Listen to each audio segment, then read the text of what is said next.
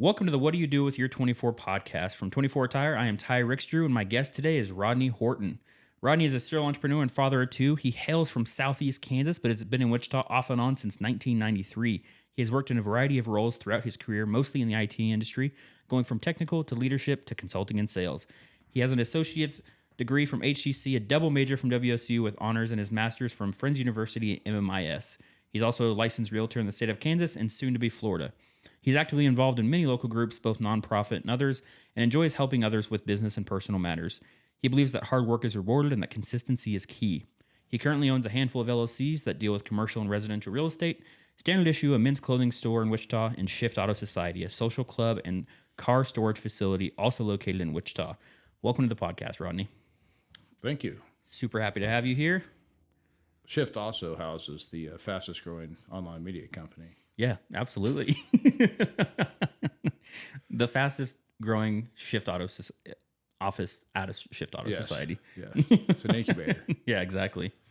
So, well, where do we start, Well, I guess thanks for having me. I don't know really what I have to share other than just personal experiences and kind of what's worked for me. I don't think it's a one-size-fits-all philosophy. Obviously, if you went through my background, I'm a philosopher by trade, so I'll tell you whatever you want to hear. Awesome. So I kind of have it, I was going through trying to figure out how to do a good interview and where to start. And I feel like I kept going back to my first interaction with you for the most part. We really got to I saw you off and on a little bit, but whenever I first was able to become a member here and you showed me around and we sat in your office right behind us and talked for 45 minutes. And ever since then, whenever people ask me about Shift and they ask me about Rodney, I always kind of refer to you as the great connector. Yeah. So what makes you be that great connector? I guess I don't see, I guess given my own past, everybody has their own story and I just like to know it. I genuinely like to understand people. Are probably part of your podcast here, but I like to tie different people together and create collisions. And I love to have, the other day we had a football party here, a Super Bowl party. No, it was NCAA just recently. Okay. And I'm sitting down on the couch upstairs. I've got probably, I don't know, one of the best judges that's ever been in our environment locally, sitting to the left of me. And then I've got a guy to the right of me that's probably infamous for some reasons. And there's no reason in the world these two dudes, with me sitting in between, of course, would ever have came together. And by the end of the deal, they're probably honestly on opposing sides of the aisle, if you know what I mean. Yeah, absolutely. But by the end of the game, they're high-fiving, they're talking to each other. And that's when I step back and think, man, this is a pretty freaking magical place, because these two dudes would never even talk to each other, or it'd be a very your sentence kind of conversation. Yeah. It'd be a very lopsided conversation. And I see that constantly. I was just out in the shop just right now, right before I walked in here. We've got a guy that's out there working on the Kunze car, that we've given to kind of to charity, and they're out there working and they're talking to a couple guys that are backing their cars out. One guy's helping a guy in the wash bay. And it's just one of those deals where all three of them have totally different backgrounds. And I think being able to have the ability to pull that sort of thing together is where kind of the magic happens. Mm-hmm. I've met a lot of old, established, awesome entrepreneurs and businessmen here. And I have absolutely helped and mentored and tutored and even loaned money to young guys getting started here, and it's cool to have that whole spectrum of guys that just want to get after it. I see you in here a lot of nights when I'm coming in or out grabbing paperwork or whatever to go do my grind. You're still in here, and that's what puts the fire in my belly. I really do like that. Yeah. So, yeah. No, I think that's exactly what I see, especially whenever just being around. The most that I've have is just that example where you have two guys sitting next to each other and you're there's no other reason for these worlds to collide. Right. But I think there's a weird philosophical thing there of I think everyone does have a lot more in common than we think that we do. And it's just sometimes that shared interest is just what allows it to flourish. Yeah. Oscar Wilde had one of the sayings he had that I really like. It says, every sinner has a future and every saint has a past. Mm-hmm. And I think that kind of captures it for me, where no matter where you're at in life, you have a story. You're either forward or backwards, but you have a story and you're just a guy. Me and you're gonna wake up roughly the same way every morning, like Charles Koch, and just like the bum on the corner. I mean, we're gonna wake up and we're gonna go through our whatever that ritual is, and we're gonna expect whatever we expect throughout the day. But at the end of the day, we're still two male Homo sapiens just trying to make it through to see the next sunset. So I feel like these guys, obviously shifts kind of centered around loosely the car culture and all things Wichita, but I just signed up a couple female members the other day that are really into it because they've moved here from Houston. They came here to an event. They really like the vibe. Not really car people per se, but they see the value in the opportunity of hanging out and having kind of a little Wichita family off the bat. So that's kind of a fun thing. Yeah, that's awesome. So whenever you first started Shift, and maybe this is just me thinking, but like I see the members only sign here and then I see the members only up there. Is this like what you had imagined it when you first started it? Like I know it's a members only thing, but I guess what I mean by that is like this lobby feels like it could almost be open to the public. And then you have these spots where like you were telling people like kind of not to go there. Yeah. So that is very interesting. So this is a place that you're paying for access straight up. I mean, it is a private club in the state of Kansas. It's members only. You pay a due to be a member, which gives us amazing flexibility as a proprietor as far as a lot of the, I guess, normal rules and how they apply. But it's really pretty much exactly what I wanted to have happen as far as that goes. I mean, I don't really advertise. I post here and there, probably not very well, but I really like people having either experienced Shift or recommending a person. That's how we've grown. We've got about 125 members, and it's mostly been organic, almost familial. I mean, I really like, as you know, we've got a lot of precious hardware in here.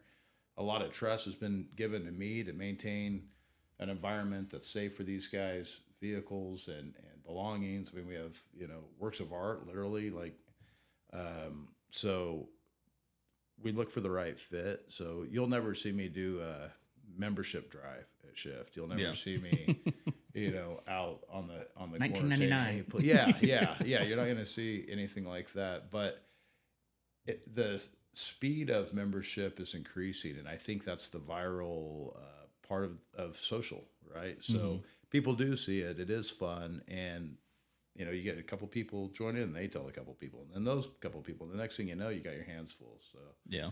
But it's like anything in Wichita. It's very slow to begin, and you just got to wear them down, And then they're like, you know what, this is pretty cool. And I've been around long enough. I guess you are part of the Wichita fabric now, and then they'll give you a look. So Yeah. It's been a lot of fun though. It's my favorite pet project, passion project, whatever you want to call it, for sure. Yeah. I mean, it's cool because I get a lot out of the social side of it. Yeah. No, I can see that. So, I mean, Shift isn't everything that you do, though. I think off the bio that I read when I first came in. So take us back a little bit to like kind of who is Rodney? Well, I grew up in Southeast Kansas. I went to school on a college football scholarship, Touchdown JUCO. I went there. After there, I went up the highway to Wichita. Hadn't really been to Wichita a whole lot. It was just kind of the next town.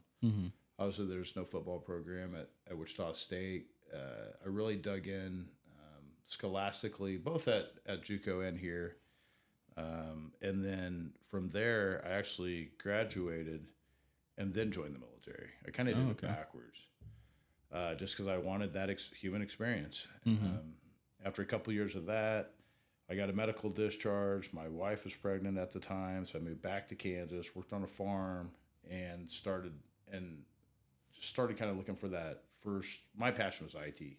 I was hardcore back in the day, so I see all these wires and everything. It kind of brings me back to the stuff I used to really love. After that, I got a job with the state of Kansas and kind of worked my way up from the help desk to managing that department for the 18th Judicial District. So I know some of the judges that are members here and lawyers. And then moved over to the Central County and worked my way up basically from a telecom manager up to a deputy CIO. I was there over a decade. And then I went into consulting. So it was all kind of this travel along kind of the IT spectrum, but with more and more management. Mm-hmm. And then along the way, I just started buying rental houses and getting interested in creating wealth and how do I, build something. I'm not making a lot of money, so what do I do with the little bit of savings I have? How do I turn that into more? And this is obviously, 20 years ago. Now it seems like everybody's going to go buy a rental house or everybody's going to go, do the next great thing. But back then it was kind of a strange deal. It's like, why aren't you, leveling up per se at the time? And I'm like, well, I got this plan in place. I feel like if I just keep socking away, and it just kind of slowly started to snowball to where I amassed some houses, and then I started buying commercial properties downtown, and then that started to kind of work out. So, it's just one of those, it's an evolution. Mm-hmm. But when this building in particular came up, I was in that part of the evolution of where I was already storing a few cars. We were racing. I had buddies standing around, having a scotch and turning some wrenches. And I started to store some exotic cars kind of in the hood. And, we're dragging the fence open and closed. There's no lighting. And I'm like, I can do this better. And when I worked at Sedgwick County, I drove past this house or past this building all the time. And it's like, dude, I always stopped at that stoplight and looked in here. And I know you've seen 1,000 people look in here. And when it came up for sale, I really worked hard to get this thing secured because I had this idea in mind because I was kind of doing at a very small level there. And now, fast forward, we've been open over 3 years, and I've had the building close to 5. But 5 years ago, this type of thing didn't really exist. And now you're starting to see in the bigger markets a car social club sort of experience starting to happen just now in a real way. So I feel like I was a little ahead on that, but most of those are like you're buying a condo or you're making a big purchase or there's a big initiation fee and I just I guess I Wichita-tized it to where it's consumable, still fun, but it's not like wide open to the public either. Yeah. Awesome. That's very cool. I had a couple questions from there. So when it gets into kind of that trading your time for money, like what are your thoughts on that? Because it seems like that you were kind of touching that on a little bit, kind of do that 9 to 5, but then being able to have these other revenue streams. So that's pretty much how I stack rank my calendar every day. So, and it's not always money, it's value to me. So like this is valuable to me. I could I be somewhere signing a lease or something, making money? Absolutely. It's the first of the month. I'm a landlord. I'm very busy right now, but I see the value, and I do feel like this is given back in some sort of way, even if it's just to the universe and no one ever watches this thing. If it's helping you a little bit, that makes me feel good. But every morning, that is kind of how I lay out my day. So I kind of try to figure out, I still have a day job. So I work for Converge One as a sales director. I've got all of Oklahoma, Arkansas, Springfield, Missouri, and 3/4 of Kansas. I got about 16 sellers, and we run probably, an $80 million business out of that for a big place out of Minneapolis. I've done it for several years. It's a good business. I've got a great team, and that job comes first. That's my day job. And so what I do is I lay out my day. I look at what my resources need, what business meetings I have, and then everything else from there becomes available for my other pursuits. And that's how I've ran my business a long time. But when you look at what does Rodney need, that's when working out in the morning, 6:30 a.m., that's where that comes in because you got to get it in, right? It's either going to come in there or it's going to be at night. And right now that's terrible. At least I work at the downtown Y, and it's super busy, which I love to see. I love the Y. I love the mission. And I'm glad there's a lot of people in there, but it makes it hard for me to do what I want to do in there when everybody else is in there. So you don't run into that problem at 6 a.m. So I try to start my morning early, and then I really am just meeting to meeting to meeting to meeting to meeting all day long. If I get a little gap here and there, that's awesome. And I'm usually always trying to have a good time with someone. I don't spend a lot of alone time, I would say. I like downtime, but you'll never see me eating lunch by myself. I don't believe in that. If I don't have anybody and I'm here and you're here and you're not doing anything, I'm grabbing you. Yeah. It's like, let's go to lunch. Let's talk. So, Never Eat Alone. Keith Ferracci, I think, is a book I read years ago. Kind of talked about the value of that, and it just always kind of stuck with me, and I've just always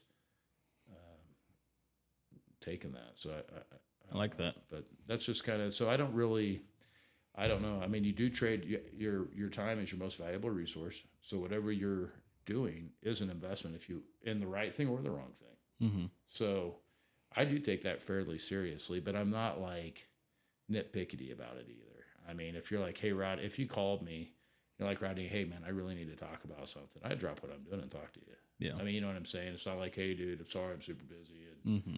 blah, blah, blah. I mean, I take those sorts of things seriously. I mean, I like to be there for my friends and family and, you know, business partners and everybody else. So it's not like an unbreakable law, but I try generally to run along that framework. Yeah. And it's treated me well. I mean, I think that it takes discipline to do that, number one, which I'm a big fan of, and consistency, which we've talked a little bit about. But just having a sort of an ethos around, you know what you're worth, and it's usually increasing. Some days it might be decreasing, but as long as you keep it on the tracks, I think that's worked for me to run my life that way. Yeah. That's awesome. Man, Where are you at with that? what the time and Yeah. I feel like Not to flip the tables on a no, podcast. I like it. No, that's awesome. I love it. But I wanted, where are you at with that? So I feel like I've always tried, like we were talking the other day, and like now I kind of live by this of like, I want to live my life for an outcome, and I want to hire people for an outcome, not for like 8 hours a day. And I've always hated feeling like I'm doing the rat race or going to a job that's 9 to 5. And I always have felt like if I'm not doing my own thing, like running my own company or trying to do my own business in any way, whether it's failing or not, that I'm just like wasting time. And so, like, for example, like being the marketing director for Urban Cool before starting my own company, that was coming off of law enforcement. And so even in like law enforcement and then into like doing back to marketing, I just felt like once I kind of had my job figured out, like not saying obviously it's very hard to figure law enforcement out, but at a certain point, the days become like you're kind of doing the same thing over and over. And it felt the same way whenever I was the marketing director. Like I got in, had a solid 90 days of like pushing it and killing it. And then I just feel like I tend to get bored once I'm like not challenged. And so, and I also hate having to be somewhere for 8 hours a day and have busy work. Like busy work is like the worst thing in the world to me. And so whenever I say like trade my time for money, like I never want to work a job again where I'm getting paid X amount of dollars for my time, no matter how hard I work too. Because I always feel like I'm a guy that like loves to go above and beyond. I'm not really worried about, you know, the nitpicky side of things, especially, I mean, it's probably cost me money in my own business, but a lot of the times with a lot of stuff, I just feel like it's more about the customer and the result than it is like kind of my own time when it comes to some things. Sure. And so I feel like, especially like that's what I'm starting 24 Tire for, like the whole, like, what do you do with your 24? And I used to have this mindset of like hustle culture. Like you have to hustle, you got to want to go after it. And like, that was the only way to live. And now I'm starting to realize like someone like my buddy that makes, you know, $50K a year, he does his 9 to 5, but he lives for the weekend. Like as long as he's happy, I think that's all that actually matters. It's not necessarily doing the 12, 16-hour days, you know, 7 days a week, just trying to build your own thing. Like I love it. I love that challenge and I love the grind for that. But I feel like I'm starting to like mature a little bit in my thoughts and just realize like people just need to be happy. And if you can find your happiness, like that's all that really matters. That really is. I mean, and I think it is a balance. Now, it'd be an interesting thing to have your buddy sit next to us and say, do you think you could do more? And see what his answer is. Mm-hmm. And see where he really is on that. Because I'm with you 100%. I see these people, and I feel like I've always been a really good work-life balance guy. Mm-hmm. I mean, this place, I literally just have fun when I come here. This is not work for me to come to shift. It's not work to me to go to standard issue. I mean, and they all have their own trials and tribulations, but if you genuinely love the industry you're in, and you know, I get so charged up if I see, and you'll have this experience, I'm sure, with your brand. But when you see people wearing it, and especially if it has an ethos and a meaning behind it, mm-hmm. that'll fire you up. You see that Yeah. the first time in an airport or in another city, especially, it'll knock your socks off, and you're just like, whoa, that's super cool.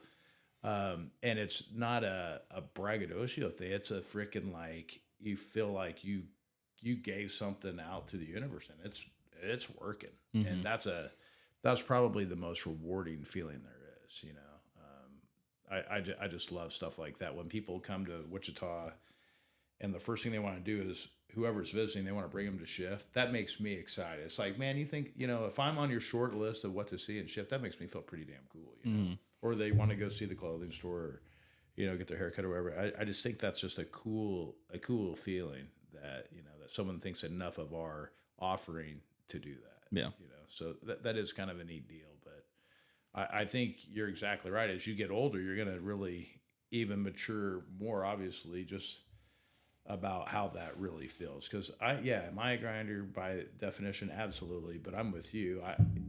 If you can't shut it off, I mean, then that's just what it is. But it isn't for everybody. I mean, I'd say it's not for most people. And I don't think that's wrong. I mean, I feel like there's a lot of people that absolutely need more structure. And in fact, I feel like sometimes there are more people right now, especially people that aren't really contributing, that really need structure and should be working and doing more 8 to 5 sort of things just to get that discipline, or whatever you want to call it, that work ethic more pushed into them. Yeah. I feel like, especially when it comes to like social media and seeing stuff, like obviously everyone always thinks that people have it figured out too, and that they're always seeing the wins, but not like the trials and tribulations to even get there. And I think that's one thing that I'm even trying to do on my own social media is like show like, oh yeah, this is hard. I'm famous for showing the crappy stuff. I don't care. I mean, it's like, it is what it is now. I mean, only so many people want to see a repaired sewer line at a rental house, or, you know, some of that stuff I keep to myself. But I mean, I've had some, you know, failed business stuff. I've had some failed relationships. I've had some, I mean, I really feel like, though, 1,000% that is where you grow the most. That is the best teacher. You know, I don't set out for failure, but I absolutely embrace it if it happens, because that is what's going to change you. That's what's going to move the needle. You're going to learn. You know, sometimes it's the hard way, and you learn from success too. Yeah. Don't get me wrong, but it seems like the failure ones, when I can think back in history of my own little short personal history, I can't say, oh yeah, that was a big success. I mean, success is, I don't know, this thing that just happens invisibly. But man, failures, they're ticks on the belt, dude. It's like, oh yeah, you can see I them. put it in the ditch there. Yeah. I put it in the ditch there. I shouldn't have said that. I shouldn't have did that. I mean, yeah, it's pretty glaring. But if you look back and you don't see those, then you're probably not growing, and you're probably got your blinders on, or the ego's taken over.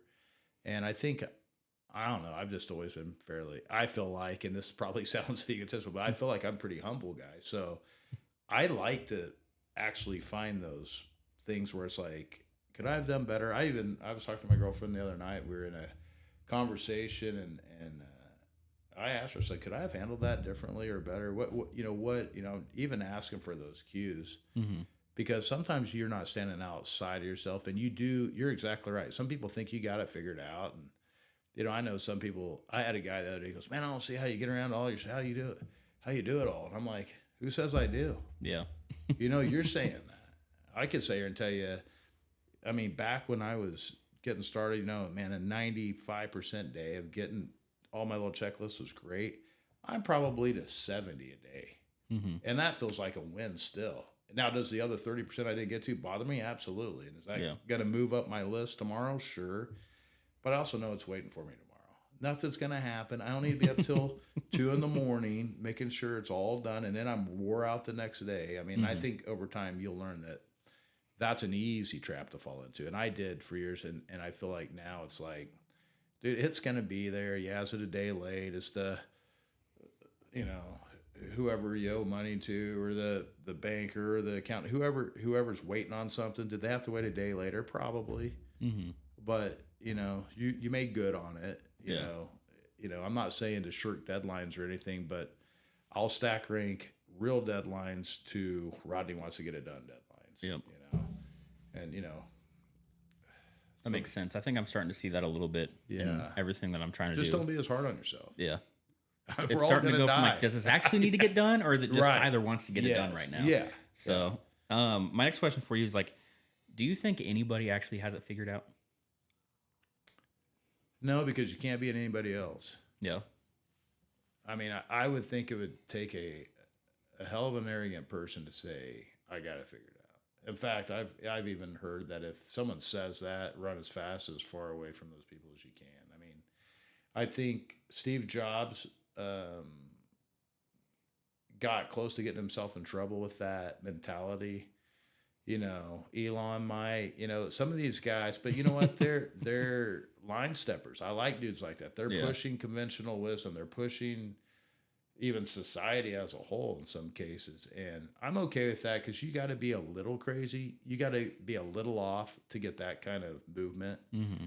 And, but no, I don't think anybody has it figured out because what is it? Yeah. You defined it, and I'll tell you. Yeah. I mean, if you say, I can't even think of a good example of where someone has it actually figured out. And I feel like I can ask that question to people and they will all kind of have a similar answer. But then if you look at social media, I feel like everyone's so obsessed with how everyone else is doing and everything else that everyone else has going on. It makes them feel worse about themselves. And like to tie this in, I have a conversation with Alicia, my wife, and she like will constantly be kind of down on herself, on her successes and everything she's been doing, and kind of get a little bit of that like imposter syndrome of sorts. And I tell her, I'm like, I used to, you know, I have a background working on TV shows. I've been around celebrities and people that you would think have it figured out, but you can't see behind the curtain. Right. And I've come to a realization in my life, like, I don't think anybody has this figured out. Nobody really has life figured out to the point of like what you think that they have figured out. Because I've worked with people that you go to their comment section on social media and they have 1 million followers and everyone's like, oh, you're so awesome. You're doing so amazing. And it's like, I've seen behind the curtain. Like they had a mental breakdown yesterday, just like you have mental breakdowns or whatever. It's like, and I think it's just a very interesting thing to try to talk about is like, well, what you bring up that I find interesting, and I didn't take it the way you said it at first, was when you're comparing to someone that you think has, that's different. And I'm a you versus you.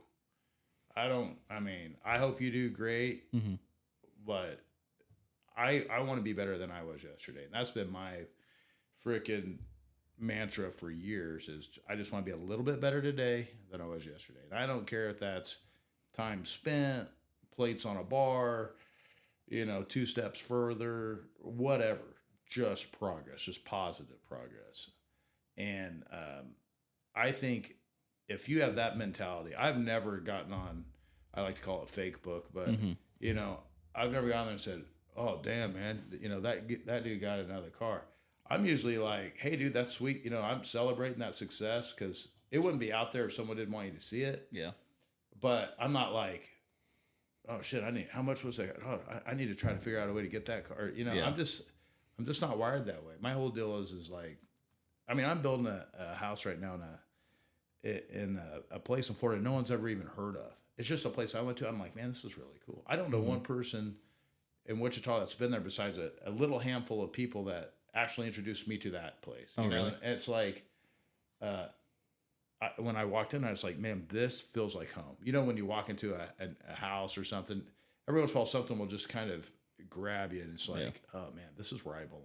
Like, and I'm a little, I wouldn't say I'm religious, but I'm spiritual a little bit. Yeah. And you're just like, kind of the energy of the place. I'm going to end up here. Yeah. Like, I already know it. You know, there's been many times in my life where it's like the universe just kind of feels like it pushes you one way or another, and sounds hokey, but down there, I really felt that. I'm like, I got to figure out a way to get into this thing. And I've been going down there for 10 years or more now. And I'm watching this real estate market because I like to watch those sorts of things. And I'm like, dude, if I don't jump in, I'm going to be priced out of this game, you know? And, you know, I kind of jumped in uncomfortably a couple of years ago and bought a lot because I was like, and, you know, lo and behold, the lot's worth like almost double what I gave for it. Yeah. A couple of years later, but I'm like, at least I staked my flag, took that risk, but it wasn't in a response because I saw someone else building a house or had ever even been there before. I just feel like it's a you versus you mentality, and if you do that, and if you took Alicia along with you and said, hey, this is us versus us, you know, that's a cool thing too, because you know it's you and her in this team, and you know, you both are individual contributors, but there's also this team aspect of that. And you know, I think as long as you guys are moving up and to the right, it doesn't matter what your friend cohort's doing at the same time, or I know she's really into the weightlifting right now, and that girls, number one, are, without getting in a lot of trouble, but they seem to be the most critical of themselves and of others. Yeah. You know, having raise a daughter, into now early womanhood, I guess you call it. She's 25 now. Man, they were so tough during high school. And, that's when social media was new. And bullying was new. And, man, I mean, I tell you, these girls cut for the throat, and they're relentless, and it's fast now. And I think it goes the other way too. If someone does really good, they celebrate it and everybody sees it, and it's like, how are we gonna, and it's like it's the Joneses, it's like, don't worry about the Joneses, that, man. Let's just we're doing our thing. If we just keep our heads down, we keep plugging, we're gonna end up wherever we end up, but it's gonna be positive. I just don't fall in that trap if you can help it. I know it's hard. I know there's a lot of pressure. I know people, see that or do it for the wrong reasons or whatever. But, if the people are really having to do that, I feel like they're doing it because they need it themselves, And there's nothing wrong with celebrating success. I've had people say, "Oh, Rodney, I wish." I'm like, dude, if you want me to celebrate, if you want me to apologize for success, you got the wrong dude, man. I work my ass off, and I'm going to drive, walk, drink, eat, wear, whatever I want. And it is what it is, I don't fall into that trap either. There's a lot of people like, "Oh, man, there's no way we could show up, and bring a client in this car." I'm like, "Why not? I bought it. It's good." "Well, yeah, but it's going to look like." I'm like, "I don't care about that." What car are we talking about? But I really did. I worked for a place that they're like, "Hey, man, could you go, basically go get your pickup so we can," and it's kind of that Midwestern, if you show up in a nice, in a German car, they say, "Oh, well, we're paying you too much money." I'm like, "No, you're paying for an outcome that's 99.9% going to be good. And, oh, by the way, we're not the cheapest place in town. We're going to charge for it. Yeah. But you're paying for an outcome, If you don't want that, intrusion or that risk or whatever it is that you're trying to allay, then, and, oh, by the way, I like to drive nice cars. So do we have a problem here? That's how I looked at it. Yeah. But the owner of the company, he's wanting to wear, he's wanting to be Sam Walton about it. And I'm like, it's not my jam, man. I like nice stuff. Yeah. And it drives me. I like to work hard, And it's not being materialistic, but it's like, let's just kick some butt. And, if there's something cool, let's do it. You know? Yeah. Speaking of Sam Walton, I was just in Bentonville over the weekend. Oh. And I saw the old Sam Walton truck. Yeah. And now the airport near it has 20 to 30 private jets. Yeah. So. Well, his sons, that place has really became a mecca for, I like riding bicycles. And that is they have done such a great job. And all of that northwest Arkansas area, but especially Bentonville, Fayetteville, it's incredible. We've got a lot to learn from that area. Yeah, honestly. absolutely. They've really turned it on. Yeah, whenever I was down there, I took my dad down there, and he had never been there. And he literally was like, "This feels like the Truman Show. Like, it doesn't feel like a real place. It just feels like it's a movie set, and everyone is just kind of paid actors to be there." But I love it down there. Which kind of goes into my next kind of questions for you is like, why Wichita? I like to say, why not? Okay. I tell you, the reasons I like Florida and the reasons I like Wichita are miles apart for obvious reasons, but it really isn't what you would expect. So, and Wichita's given me everything I've got. I'm the biggest Wichita cheerleader there can be because, between bankers taking a risk and, some business partners and, some teachers and everybody else, it's kind of gotten me to do what I've done, good and bad. It's really been Wichita that's kind of been my home. I came from pretty, I'd just say working class, probably a nice way of putting Southeast Kansas. And I was pretty happy to get out of that environment. And when I got out here, it was like everywhere I look, and I still do this today, there's opportunities everywhere, still in this town today. And I'm always asking, why not? Why not? Why not? I'm always asking, why don't we have, a cocktail. Still, why don't we have a great cocktail bar in this Yeah. town? You know, tried that, swing and a miss. You know, no problem. Tried, why don't we have a great clothes store? Why don't we have cool stuff to go to? And the answer to all those questions is because no one's taking a risk. Mm-hmm. It takes a risk. It's terrible. It's tough. This cantina down here closed Saturday. Yep. I loved it. That area is tough right now. There's 2 schools. It's in the path of progress. I mean, that's why I put a wine bar there. I mean, that area is going to be good.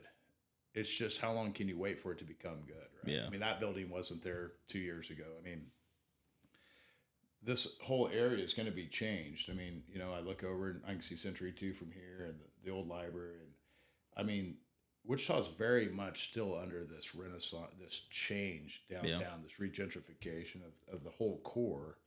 And obviously I live downtown. I believe in downtown, but all of Wichita has grown out for years, and I think you live in Derby. Mm-hmm.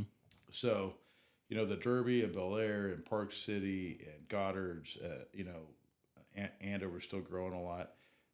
The donut has done a really good job, and it's cool to see it come back to the center because what I've seen in the Oklahoma cities, Tulsa's, San Antonio's, when they go back to the core, because everybody did that urban sprawl thing. They all ran to the suburbs. I get it, but now that it's kind of like a body. If you don't take care of the heart and all you're worried about or working on is the extremities, Mm-hmm. the body dies, right? So I'm really glad to see people are reinvesting downtown, and they're really pushing that message of, trying to look at the homeless, take care of the litter, all these things that come with an urban environment. But I feel like we're getting some new leadership downtown, and a lot of key things are changing. But back to your point is I've been able to see all that stuff firsthand, and I feel like if I was in any other town, I don't know if it's true, if that's probably not being fair to me, because I probably find some way to weasel my way into that stuff because I genuinely like to affect change. But I feel like I literally could call up, a county commissioner or a city council member or talk to, someone in downtown development and say, hey, man, what is going on here? Or I don't like what's happening here. And I feel like there's probably a lot of voices in Wichita that aren't being heard but could if they took the effort. But I've always felt like there weren't a lot of barriers to the risk. Sure, it's going to cost time and money and effort. You're going to get hit over the head with bad circumstances, the economy, COVID, all the stuff we've all lived through, or not. But the point is you get a chance to start here. I don't know many places. One of my tenants downtown, they have this really good and well-known sushi restaurant. And it just changed hands to these really young owners this last week. There hasn't been a press release or anything. And they're from Denver. They've got all these cool ideas. They've got this exciting, some menu things and some drink things. And I'm just sitting like, why don't we call these 3 people? This is news. Like, you guys need to fire this. This is super cool, what you're wanting to do here. And they don't know. And I feel like I'm an example of, you come to this town, you're going to meet somebody that's just going to help you. And I've gotten help up and down the line from different people.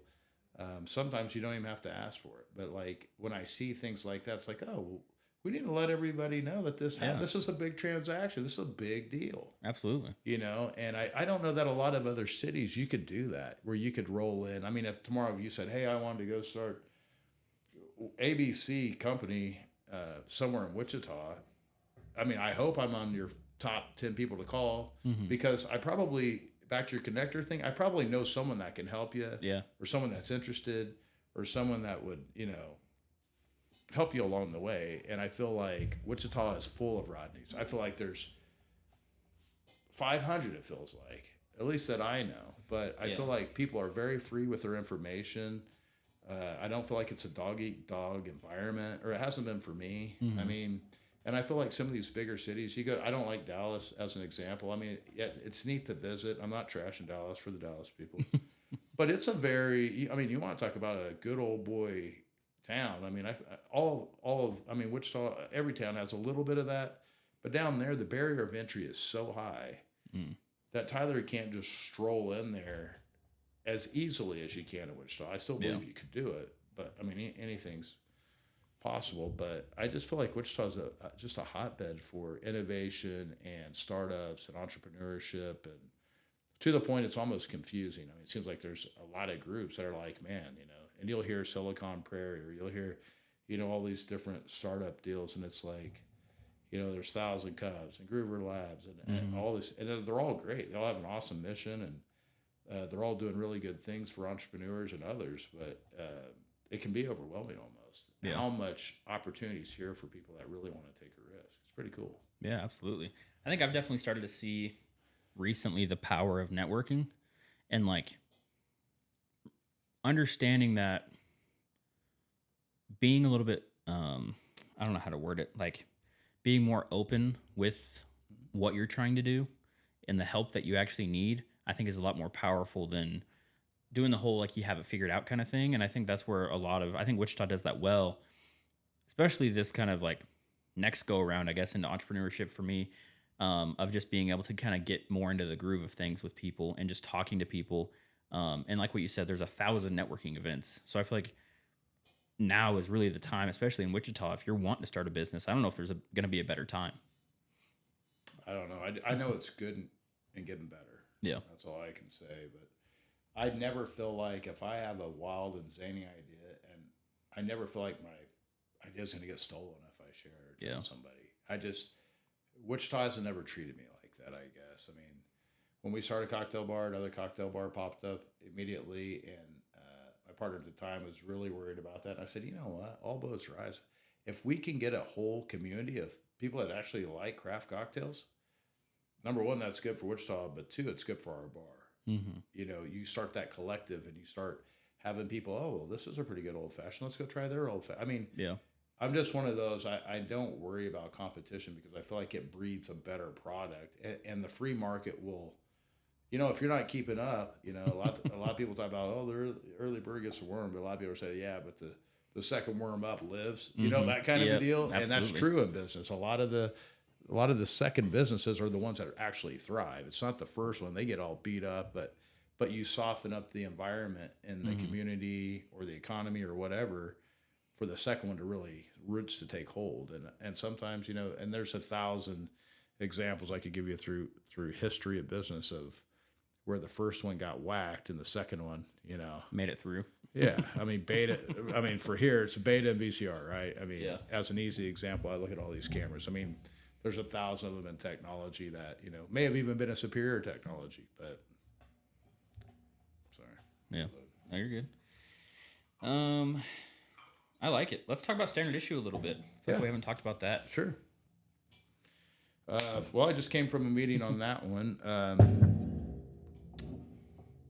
Standard issue. So that to start from the genesis of that deal, I moved downtown about 4 years ago, and again walking up and down Douglas and riding my bicycle and looking around and realizing there is nowhere besides 2 malls to buy men's clothing. I mean, unless you go way out east. So that kind of spurred me of starting to ask the question, why not? And I was lucky enough to own a property that would be a really good location for something like that. So I kind of put 2 and 2 together, got introduced to some folks that were in the industry and some other folks, in the SBA, because I'd had some interactions with them in the past. And of course, just the whole cadre of accountants and bankers and blah, blah, blah. So myself and a partner took it upon ourselves to build out this thing and kind of a manly experience with this idea of kind of a boutique with the business plan is kind of a boutique with a barbershop in the back, which it took us a couple years to finally execute that portion of the business plan, but it did happen. It just took us a long time to find the right connection with a barber that understood the vision and it worked with their vibe and their business plan for expansion. But but it really is a lot like Shift and like my old wine bar Cana, that it's an experience. And that's what I like to create. I like to create these environments where you're not just going in. I'm not transactional. Like you said, I'll talk to you for 45 minutes. If you're coming in, we're going to offer you a drink. We're going to talk to you about the product. You're going to get a haircut or some other experience in there. And, hopefully you make a friend through it and you come back because you like to hang out. And if we're lucky enough, you'll invest money in one of our products. And if not, you know what? You're still our buddy and we're still going to have fun. And I feel like that's always been my approach to business. It's not a high pressure kind of a deal. It's like, look, here's what we have to offer. We're always open for input. But that was opened in COVID. It was opened in June of 20, which is, well, it's a great time to open a month business. and a half after the world exploded. Yeah. We're trying to sell something that is very, the experience part you can't buy, and that's my secret sauce, right? You have to go to SI to get SI. But if you want a t-shirt, pretty easy to click buy now online, right? Yeah. Especially in a pandemic. So we're kind of trying to do the impossible. But we had some great experiences, some great months through that. Part of our business plan was always to create our own designs, be fairly, I don't want to say hyper local, but fairly local, represent local makers, get these guys and gals out of their basements and garages and onto Main Street, or actually Douglas and Wichita, at low cost or really hardly anything. And we've executed on everything. We've sold, we've had really good designs and all these things, but we are in an internet world, and that is a very capital expensive business. So right now I'm actually reconstituting the company in a way that is sustainable through not only the new drops, but we're coming up. The meeting I just left from was a gym line we're working on, which maybe we can do some cross collaboration on even.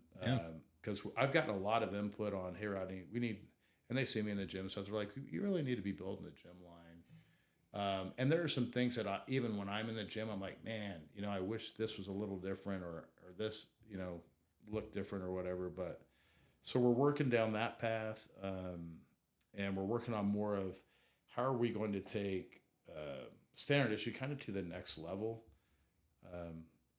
We've made it to our cut and sew. We did do some flannels this last year over the wintertime, which was kind of our pinnacle thing. We always want to do what we want to get down to eventually is someday you walk into standard issue, it's like walking into, I don't know, Ralph Lauren, and everything in there is your brand, right? Yeah. Everything. And, for a while we've had to introduce several other brands to Wichita, which has been awesome. I mean, we've got some great stuff from Haller Brothers and Taylor Stitch and Normal Brand and Cato and all these really cool brands that no one in Wichita really used much or had shopped for, and that's been great.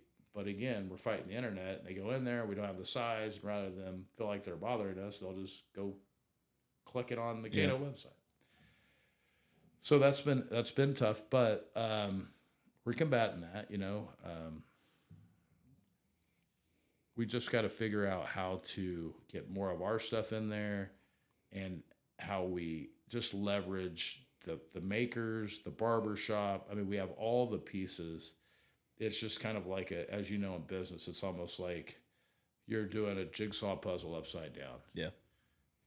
And you can do a jigsaw puzzle upside down, but it's a hell of a lot easier when it's face up. And I feel like a couple of the pieces are up, but that is so funny. I actually said that exact line on a coaching call today. I Really? said the exact line. no, I've never said that in my life. So That is insane. I maybe literally it's said, in this room. I know. I don't know. I was talking about getting the playbook for like a marketing strategy, and I was like, I see the puzzle pieces, I can see them all laid out, but I don't know how to put them together. And it's like I can't. It's like they're blank pieces of.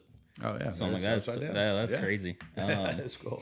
But going back to like standard, I feel like you guys are in that pivot moment, pivoting in the business. And it kind of goes back. I tell this stat to a lot of people when it comes to like Facebook ad campaigns or any ad campaigns. there's a stat out there that says 80% of any campaign you run, you're going to have to change it. 20% of the time, you get to just plug and play it. And for some reason, the algorithm gods allow you to have it work. At what time in any business that you've done, especially standard, do you finally make that call to pivot? Well, right now is that moment. You're right. And the Pareto principle obviously applies. I mean, in our original business plan, the one thing that we haven't executed on, I mean, I told you about the cut and sew thing, the makers, the barbershop, those are all check marks. The main one, though, was turning this more into an online business and having our shop as kind of this boutique deal. Like the dream was, this is going to be such a cool brand that someone's just going to want to come to Wichita just to see where this shit's made. Like this is a cool deal. Like hang out with the guys, meet the owner, whatever. And that has not switched. And I think that is, that's why you're probably making all the progress you're making, is because you have the ability and the background and the understanding more than most of how that world works. And, I can, what's weird to me, and this is coming from an old school IT guy background, is, that reminds me of early on when I could make an Ethernet network 16 different ways, and I can read 16 different articles, and they're all experts in their field, and they're all going to disagree on how to do that. And I feel like that's where we are, no disrespect at all, to social media.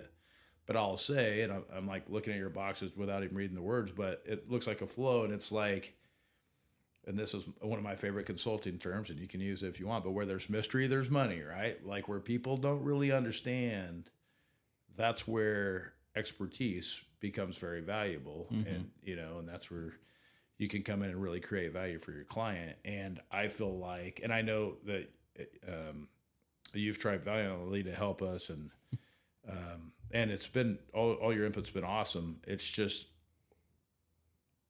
I don't know the way, man. I mean, that's, and as a business owner, it sucks that burns coming out, but it's the honest truth, back to kind of the humble stuff. And I don't know. I mean, I feel like there's 2 or 3 things we haven't tried to do, and that in a real way, and that's give away a bunch of free merchandise to a bunch of influencers.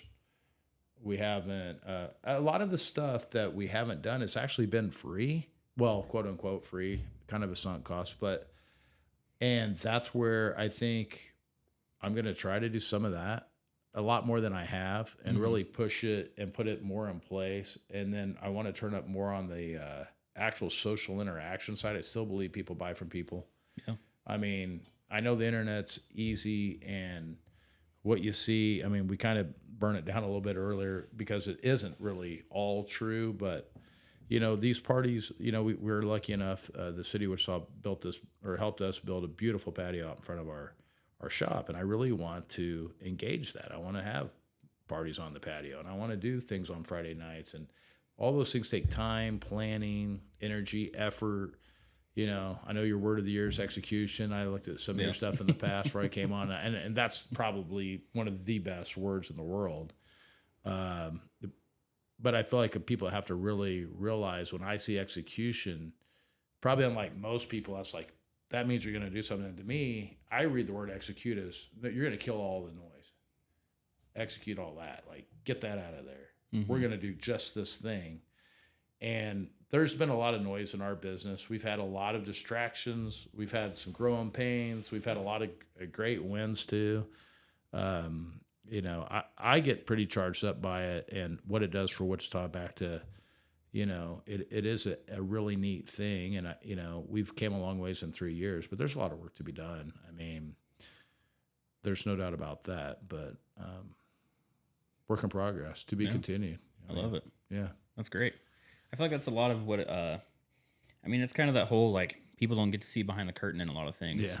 They don't get to see that, what you think might be the most well-oiled machine, is doing some crazy stuff behind the scenes. And I think that's where, to kind of pump the brakes and shift here a little bit, is kind of getting into, who do you think that you get the most inspiration from? And this can be meaning a lot of things, but it kind of goes into like, is there anywhere that you've had a mentor or a coach or anything to learn the things that you've learned and gone, and are you kind of just feeling it out as you go? Yeah, well, I hate to say kind of the hard knock way, but I'll tell you who I've listened to a lot lately. I've started reading his books, but I really like listening to him a lot better. Is Jordan Peterson. Yeah. And I don't know why, if it's his philosophical delivery and more of his cognitive stuff, which matches a lot more to my academic background, but I seem to sync up with a lot of what he says. And to your point about a guy having it all figured out, this is a guy that, if you look at him on paper, should have it all figured out. But if you look at him in life, I mean, the dude cries half the time he's talking, and I've fallen into that. Even I wouldn't be surprised if I cried today. But he's got some real issues, but he is so smart. He understands his issues, and I think he's trying to work through them as he helps others, which I think a lot of us do. I mean, I know sometimes when I'm talking, he's interpersonal or business. I remember a time where I was talking about all this business stuff, giving this guy what I thought was great information, and I sat there and thought, I need to be doing every single thing I'm telling this guy. Yeah. Why am I not doing this myself? And I put that in plan, and within 6 months we were doing great. And I literally had to, quote unquote, help someone else to kind of take my own medicine. And I found, even probably like you with all this stuff, you learn a lot from, I've been a teacher in my past, and you really learn the subject when you teach it. Yeah. You have to be the expert. In our area of, being a consultant, or if you ever have a C title in your name, you're a CEO of this company, you are the expert. When you walk in the room, your employee, you're supposed to have a lot of the answers. And depending on how big your organization is, maybe someone's very skilled in one area, and you rely on them to have all the answers, back to your point about. But when you're little, you see everything. Yep. And you're going to make some bad decisions, or you're going to need that mentor, or you're going to need that one passage in a book, or you're going to need a little motivational podcast, or whatever it is. But, there's so much information available now compared to the past. I mean, I remember when I first got started with the rental properties, and it almost sounds overdone, but 20 years ago, it was like Rich Dad Poor Dad. That was like the book. Yeah. I think that still is the book. It probably is. I see that book all the time. That's what I mean. But that guy, I mean, I'm like, all right, whatever. I read it. I'm like, well, that all makes sense. Yeah. I want to be, Rich Dad Poor Dad. Do you feel like, I don't know. I don't know if I'm just this way or if a lot of people are this way, but I'm like a weirdo. Like, if I listen to a motivational podcast, it literally will change my day. Like, if I listen to something motivational, that's all I listen to working out at 6 a.m. I love it. That's all. I don't even listen to music. I don't know what it is. Just listen to that, and I've listened to the same ones probably 100 times, and I've only started that for probably the past, like, really seriously, 6 months. I mean, but it does change my day, and I'm a big sauna guy. I mean, if it comes down to working out or going to the sauna, I go to the sauna every time, and that's my time. I just literally probably what I should do in church or whatever, but like I literally just concentrate on the message. Like, no doubt, like I'm just like, okay. And some of these are like, even I could take it or leave it, because they're kind of it's not like one person. Yeah. But man, they're impactful. I feel like they are, or they at least make you think about something you didn't think about. But yeah, they kind of fire me up too. It's kind of cool. Yeah. And I don't think you're crazy at all by that. I think it's probably a growing area. And I always think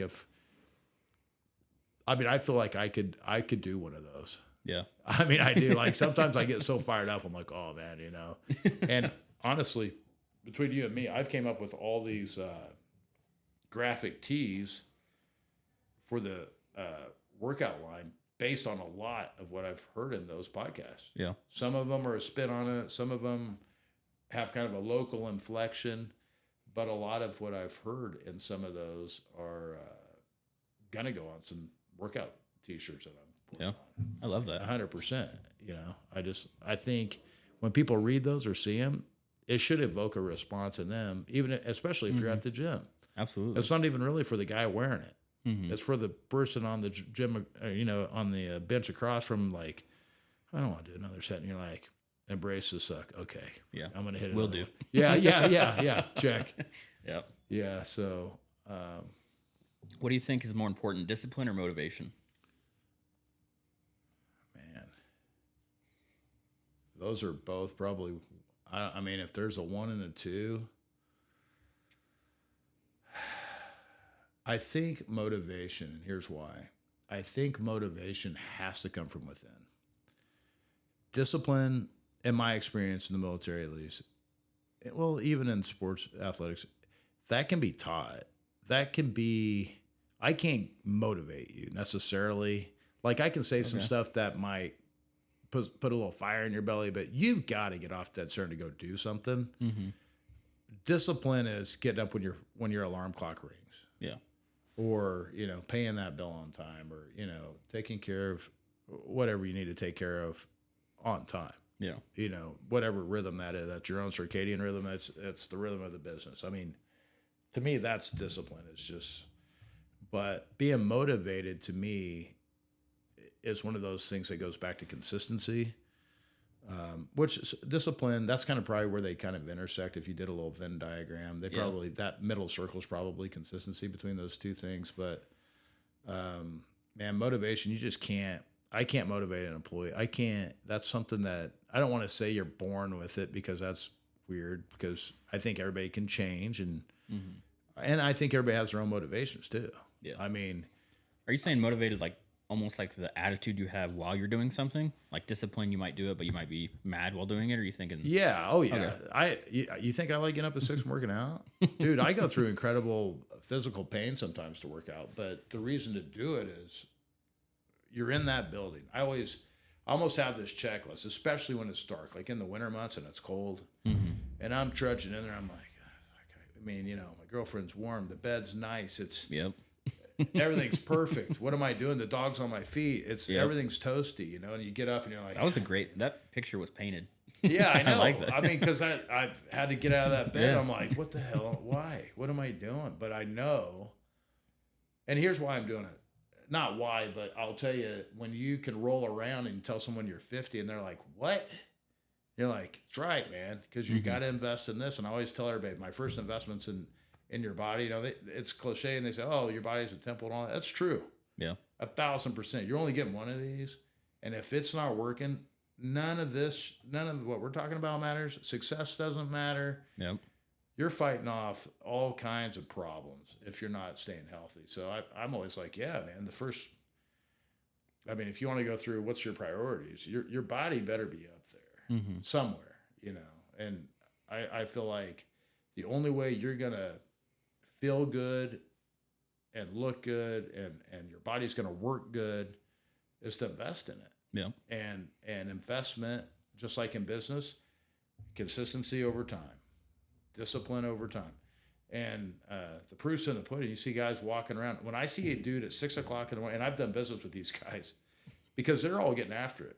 I see a dude in the gym at 6 o'clock in the morning, if he's young, I've done business, and if he's middle-aged, and these guys are getting after it. They've got a plan for their day. I can walk into a gym and tell you that dude's getting it. I can almost probably walk out and pick out what they're driving and what they're doing the rest of the day, because these guys all have a plan and they're all dialed in and they're trying to get it in just like I am. I mean, I've had some of the best experiences either in the gym at 6:30 in the morning, talking business, or in the sauna or wherever. And it's all because these guys are driven. They're all motivated. It all sucks for all of us. We're not super happy. We're all in there all the time. I mean, I feel like a lot of people, oh yeah, you're a gym rat and this. I'm like, dude, I got 8 other things in my mind right now. I just know I have to do this. Yep. It's non-negotiable. I got to be in here. I got to be banging iron. And, it is what it is. Yeah, do I take a day off? Absolutely. I'm like you. I mean, when you say, the $50,000 guy and having the weekends off, sure, do I? Yeah, I mean, but I don't feel like if you're not putting that time in, you're going to be real happy when you're 60 or 70 and you're ambulatory and you're moving around and you're happy and you're still going on vacations with your grandkids, or if you're just sitting in the armchair every night watching whatever series, that blows people away. I don't really watch TV at all. Yeah. Or news. Okay. You want to go into bad news, just start watching the news. Yeah. Now, do I pay attention to the markets? Do I have a business service that I read? Absolutely. Do I care about those sorts of things? Big global events? Absolutely. I mean, yeah, do I have money in the market and pay attention? Sure. But if it bleeds, it leads, all that shit. I don't care about I don't want to hear about the shoot. I don't want to hear about all that. And I'm not putting my head in the sand. It's just unhelpful. Mm-hmm. And I don't want to fall into that trap of just negativity, because that's what happens. I get negative fast. Yep. I get motivated when I listen to motivational podcasts. I can watch the news for about 10 minutes and be pissed off. Really. Absolutely. This is stupid. And you start to give up on humanity. I mean, I don't even understand how you could be a business owner and watch the news every single day and have enough faith in the human condition to do business. Yeah. I mean, that sounds terrible, dude. But so, I mean, I just don't have a lot of time for that sort of medium. I mean, I'd rather just spend quality time at home when I'm at home or I'm working on something, but not my thing. Yeah. What kind of daily routine and time management strategies do you have to kind of stay on top of things? Doing that 6 a.m. workout I do that workout, and then I use Outlook calendar or Google Calendar. I've got 2 or 3 shared calendars. One's my work one. Like I said, that one takes priority. It's a different color. Mm-hmm. Everything's color coded. So I've got a calendar that I share with my girlfriend that is like the outside of day job stuff, and she has her own day job, obviously, and then she has the outside of the day job stuff, and she may throw on appointments and I throw on appointments, but it's just more of an organizational tactic of where are we going to be, and almost for a travel schedule as much as anything, but a lot of it is daily. It's like, hey, I'm going to be here, do you need a prescription picked up while I'm at Central and Rock? Yeah. Because absolutely. I'm eating, lunch right around the corner kind of a thing. Mm-hmm. That's the reason for the sharing of the calendar. But I live my life, and it's, most entrepreneurs are like, oh, I threw away my calendar when or I don't work as hard or whatever. It's passive income, all this bullshit. I'm like, no. Dude, I live off the calendar. I had, as soon as I, felt like I couldn't make this guy, I called you. I mean, I was like, dude. And then I'm like, oh, all right, I feel okay. Now let's go again, because I really, wanted to get it done and do what I said I was going to do. It's important to me. And that's really it. I show up. I try to be punctual. I feel like if you're late, that's pretty disrespectful. Yeah. I mean, because like we're talking about time, value, and money. And I've always thought that, like, if I was always late to something, I always try to be on time, because then it shows, like, that you don't care about that person's time. Yeah. Yeah, and I knew, like, I got here right at 3, opened my door, dropped myself off, said, hey, I'm here. I wanted this guy's yelling at me at the shop, and I didn't know if he needed help on the lift or what, and I came back in. But, I mean, I was speeding here. I was like, I don't want to be late, and I do that all the time. If I do anything really bad, as far as, like, if there's something for everybody to hear, it's give yourself some driving time. I'm terrible about literally giving myself 0 minutes between functions. Yeah. And that's terrible if those are truly hard meeting times to start. Did you ever, do you do a lot of, like, Google Meets and Zooms? My day job, we have online meetings. I have an issue now where I've been so used to you can butt those up. Yeah. Yes. And it's like, I got so used to being able to do a 3 o'clock and a 3 o'clock, like end here and then start here. Mm-hmm. And then now, like, I'm doing business with people in Wichita, and I'm going to actually meet them. And I put drive time in. Yeah, it's burned me a couple times. Put it in your calendar. Yeah. Drive time. Yep.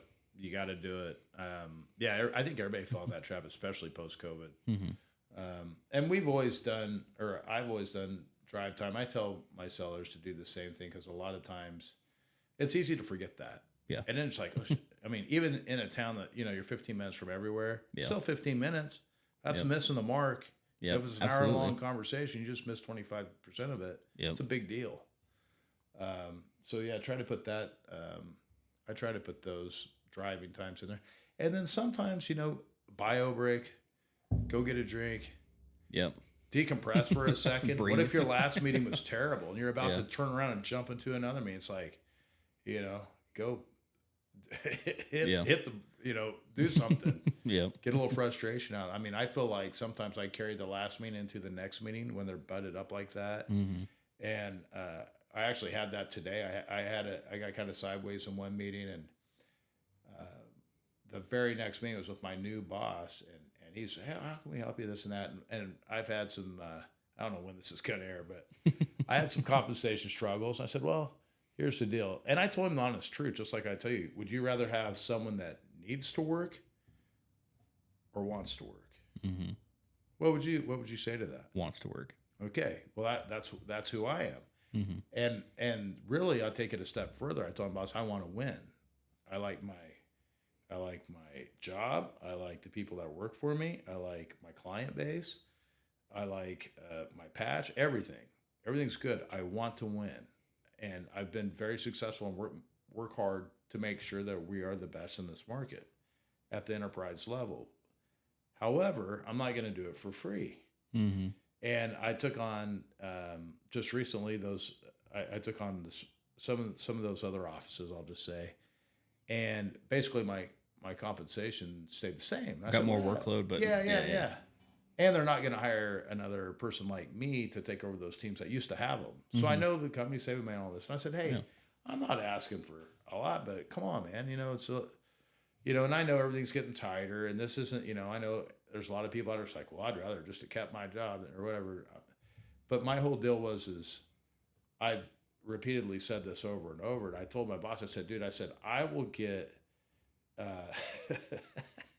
I told him, well, I did the whole, would you rather have someone want to work for you or need to work? I said, dude, I'd want to work for you because I don't need this. I said, I would get cardboard burned throwing my laptop in the FedEx box so fast. He was laughing. And he goes, I know, Rojo, I know. And I said, well, work for me on this deal, kind of help me out. But I am working my day job because I absolutely love what we do for our clients. I know we provide value. We have the best people in the industry and the best products, and we always have the best outcomes. I'm like, this was a pretty fun job, and we really changed business. I mean, big time. I mean, we're pretty much through change of manual processes. Now we're like really changing workflow. I mean, like we're way up the stack, right? Yeah. Or we're fighting some intrusion or something really bad's happened or wherever. But it's really pretty cool, and especially a lot of the places locally that we see some of these large manufacturers and stuff that are in town that are really changing processes and being leaner and hopefully helping our economy even more and creating more jobs but I thought that was interesting that I brought that. Well, I came out of that meeting right into another meeting right behind it, kind of with that swagger. Well, the problem was that was a customer satisfaction event. Oh. So they wanted to have the brass on, right? So I'm in there like, which I calmed down pretty quick because the guy was not happy. I'm like, oh yeah, wait, hold up. Yeah.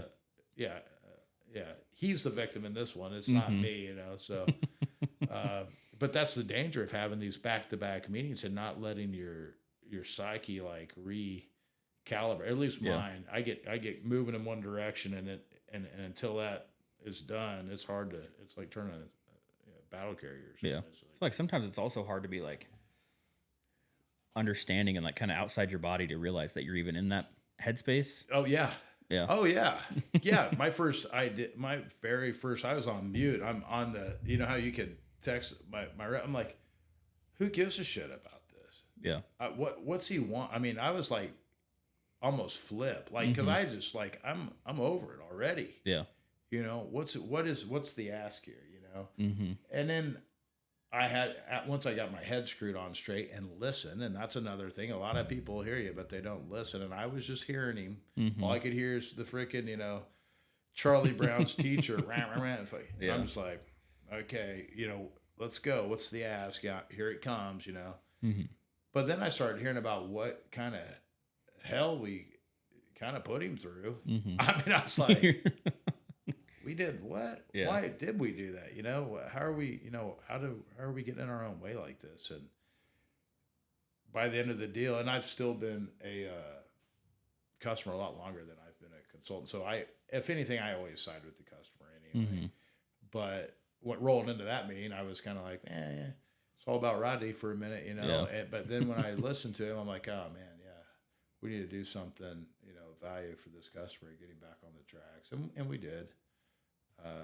And that's another thing, you know, no matter whose business it is, you're gonna fail, you're gonna flub something up, and it's that whole when you fall down, how are you gonna get up? You know? And some people can get up a lot more gracefully than others. Yep. And I think that to me is the big differentiator anymore in business, because everybody's going to fail. Yep. I mean, especially in your environment where you may not even get a fair shake at failure. Honestly, like your kind of business takes a while for progress to be discovered, which is what would worry me if I was in your shoes. Like, well, you know, I mean, I've had that a little bit with Standard Issue where we have to spend money here and finally capture it here. Yeah.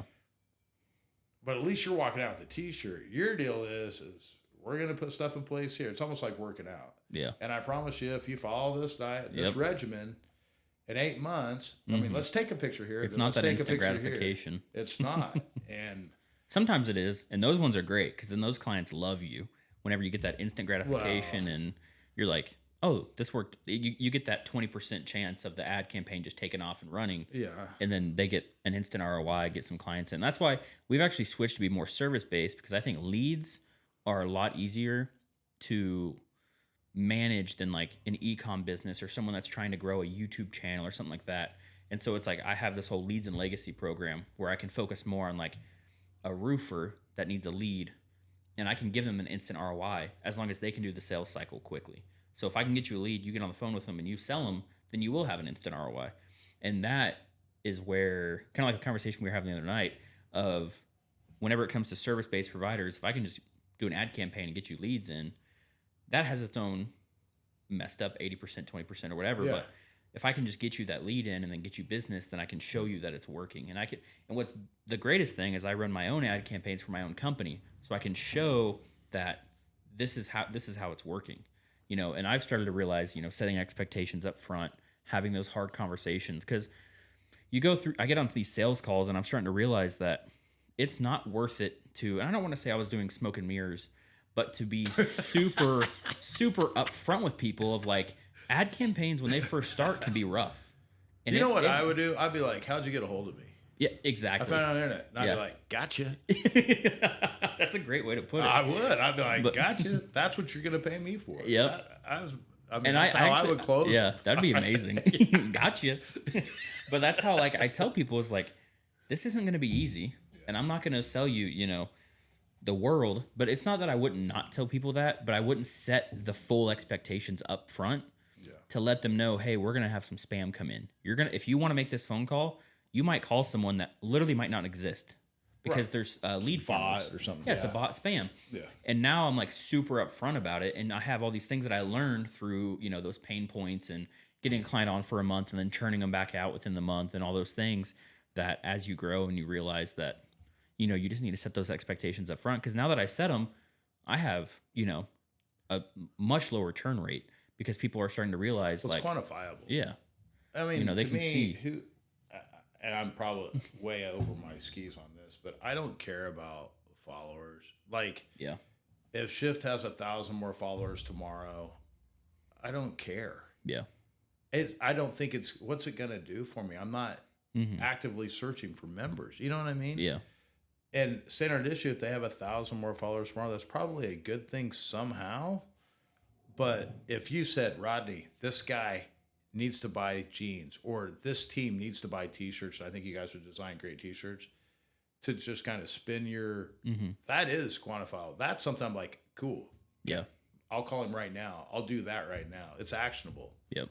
This other thing's kind of like, all right, cool. I'm a little more popular. What the hell do I do with that? Mm-hmm. And maybe that's a little more of your magic, but to me as a business owner, this is and that's what I'm starting to realize. Yeah. When I get on these sales calls, I just need to sell a vacation. I need to sell it. Say, hey, here's a lead that wants to talk to you. Don't worry about how I'm getting the lead in. Don't worry about the Yeah. ad campaign and all I don't this. care. You know what I mean? Don't, Yeah. just, you're making more money. Yeah. Talk to this guy. Do what you do Yeah. best. And I'm starting to realize like getting less nerdy with it is actually helping me. Yes. Just sell that vacation and not sell the Greyhound bus or the flight to get there. Right. Yeah. Just get them there. Yep. They're wanting the outcome, just like Yep. you're wanting the outcome. Absolutely. I think that's true. I had a guy today out in the shop, and I had to leave for him. I said, "Hey, this guy, he wants this service done on his car, blah blah blah." And he's like, "All right, send me his number." He didn't say, "Did the guy email you? The guy talk to you? How do you know?" He didn't care about any of that. Yeah. Give me the number. I'll give him a call. I mean, and that's all I expect him to ask me or to tell me. I mean, it'd be nice if he pat me on the back, said thanks. Yeah. Put $100 in my pocket, but Whatever. he won't do that, and I won't ask. Yeah. But to your point, though, he doesn't care. No business owner really cares. Yep. And I think maybe a few I think you said you're pivoting a little bit, but if you sell it as, hey, I'm this super nerdy guy and I got all these great, and you use the word algorithm even once, I'm already out. But Yep. but that's what everybody wants. They hear enough of that. They're like, oh, do you understand SEO or whatever? Like, look, man, who cares? Yep. I'm going to give you a handful of leads every day. I mean, I remember when they started selling service, GE started selling the turbo, the jet engine. They sell thrust now. They don't sell engines. You're literally buying hours of thrust, which blows people's mind. Like, yeah, that's all you want. When you're in a plane, do you really care about the engine? All you care about is the thrust that gets you there. Yep. It could be anything. GE could be selling Rolls-Royce engines. It doesn't matter. They're selling you thrust now. Yeah. Well, it's kind of the same thing with you. It's like, I would almost say you're going to get 5 leads a week or whatever, Yep. make that See, the metric. in my mind, being a marketing director and thinking about all these things I had to do to get leads in and all the whole thing, I thought I was bringing more value to a client by like telling them it all and teaching them marketing. But I'm like, you don't want a marketing degree. I mean, I don't have a marketing degree, but you don't want a marketing degree. That's why they're going to you. Yeah. And so once I kind of made that shift, I've seen a lot better results. I think it's better. Even for my clients, just to realize that, hey, within the first 30 days, chill. Like if everyone did this in 30 days, we'd have a lot more successful people. Like, right. Yeah. So it's a process. Got to trust the process. Yeah. Yeah, it is a process. So, kind of not really pivoting here at all, but we've talked about it a little bit, but like, what is your why? I just always go back to self-improvement. Yeah. It's one of those deals where I feel like if I'm not progressing, I'm regressing. I know that's probably not the case. I'm sure there's nice, long, beautiful plateaus out there. But like you, I'm built like a billy goat. I want to keep going up. I want to keep climbing. But not in a material way really at all. In fact, in this last year where I've been listening to more motivational stuff, part of it's my age too, I think, and I've been through a lot of loss, and especially in the last 5 years, but just more to life. Yeah. So I think like building that house, and I'm literally kind of architecting so this is how I've kind of laid out my life. Not like strict, but 5-year chunks. Like, where's Tyler going to be in 5 years? That's a tough question, especially like where you're at. You're kind of what I would say in the beginning of the hockey stick, hopefully. Yeah, hopefully. If that's what you want. Yeah. Some people, they're cool. A lot of things will change between 30 and 45 for you. I mean, a lot. And for a lot of different reasons. Especially as hard as you're pushing, something's going to happen. Well, and this is obviously not mathematical and based on my own experience, but from 45, I would say to 65, like I'm kind of looking to like my next 15, 20 years. Where does Rodney want to be? What's he want to be doing? And how's he want to do it? And that plays into where my daughter's at, where my son's at, where my businesses are, how much debt I have. I mean, everything. You just throw all that stuff in a vat, and you stir it around, and you hope for a few of the outcomes. And I'm not saying like a scripted outcome, but it's just like some high level. Like I want a house in Florida.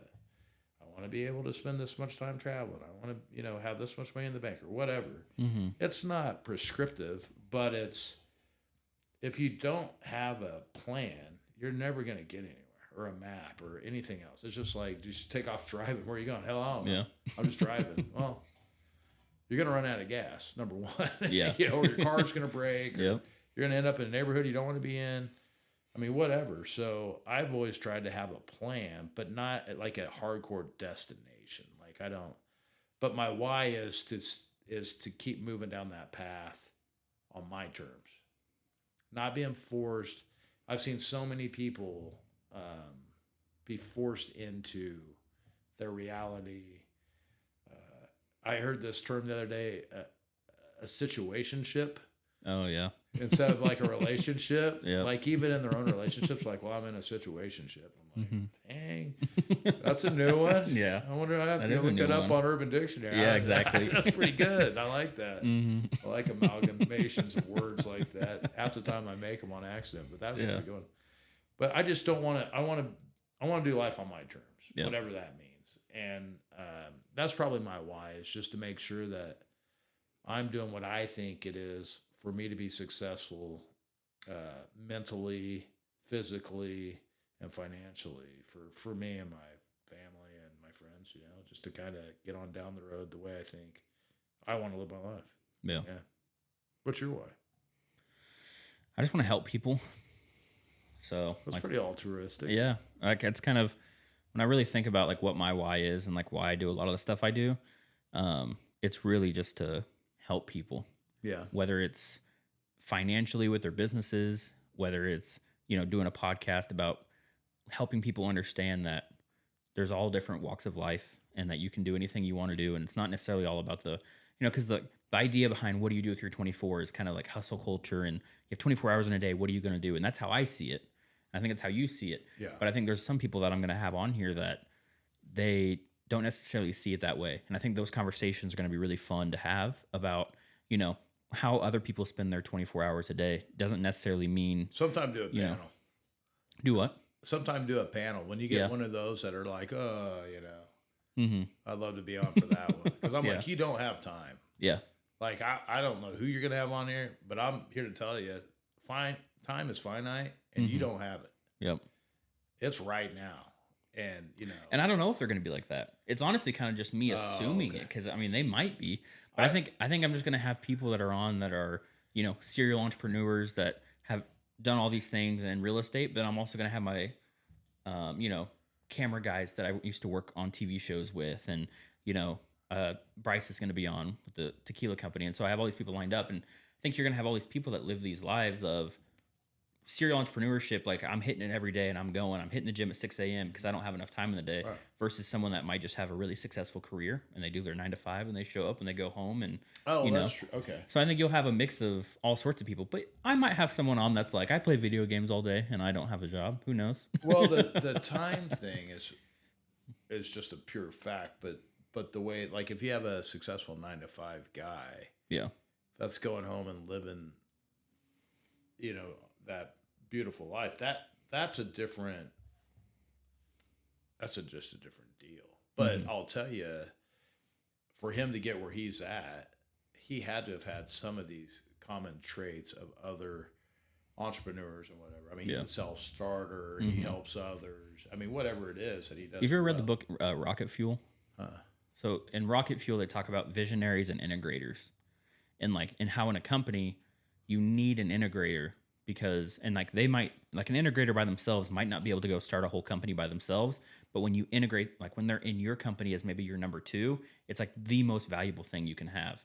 And I'm starting to realize that I have a lot more of a visionary mindset on a lot of things, of like, I know we need to be doing this, but I'm not the guy that's going to write you a manual on how to get it done. Like, this is just the outcome that I'm wanting.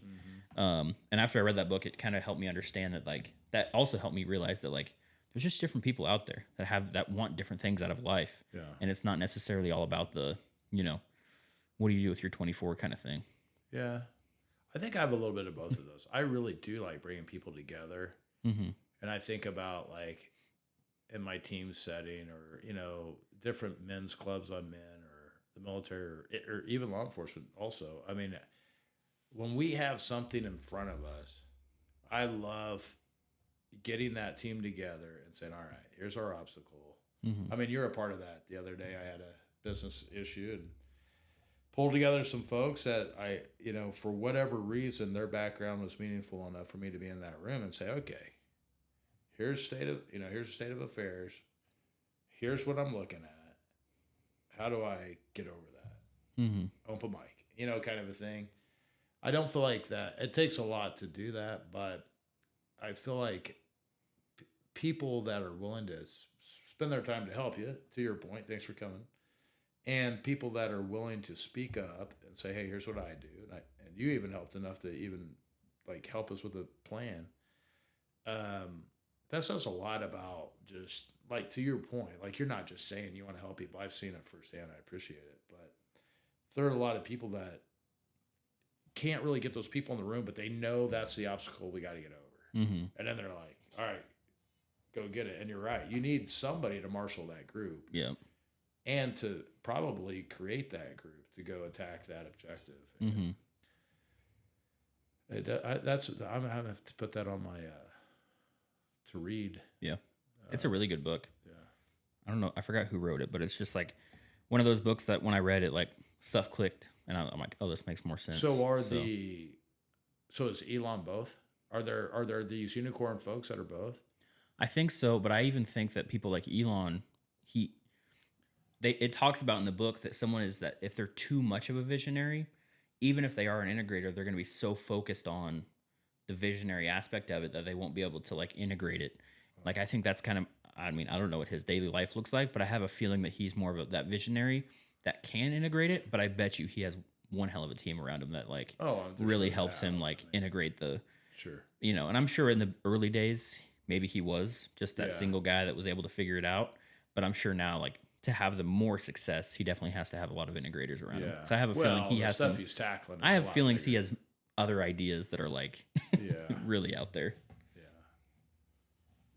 But no, that's a good question. I don't know. As far as time, it is 4:40. I don't know if you have anywhere to be. Nowhere. Okay, cool. Chop this up 1,000 ways. I like it. We'll find some gold in there somewhere. Absolutely. So why Porsche? Well, I like to say Porsche. No. First of all, say it right. I'll tell you what. I had a picture of one of those on my wall growing up, which is probably close to it, because a lot of kids did. I had Lamborghinis, Porsches. But I rode Harleys and drove Camaros, so, just from where I was from. But we, when I was 13, I think, I wrote a letter from Yates Center, Kansas, out to Davis Moore, and I wanted a pamphlet of the new 911 at the time. And I think it's around 1986, and the new 930, or not the new 930, is the 930. The turbo was out there, and of course the Carrera and all these other cars. Mm-hmm.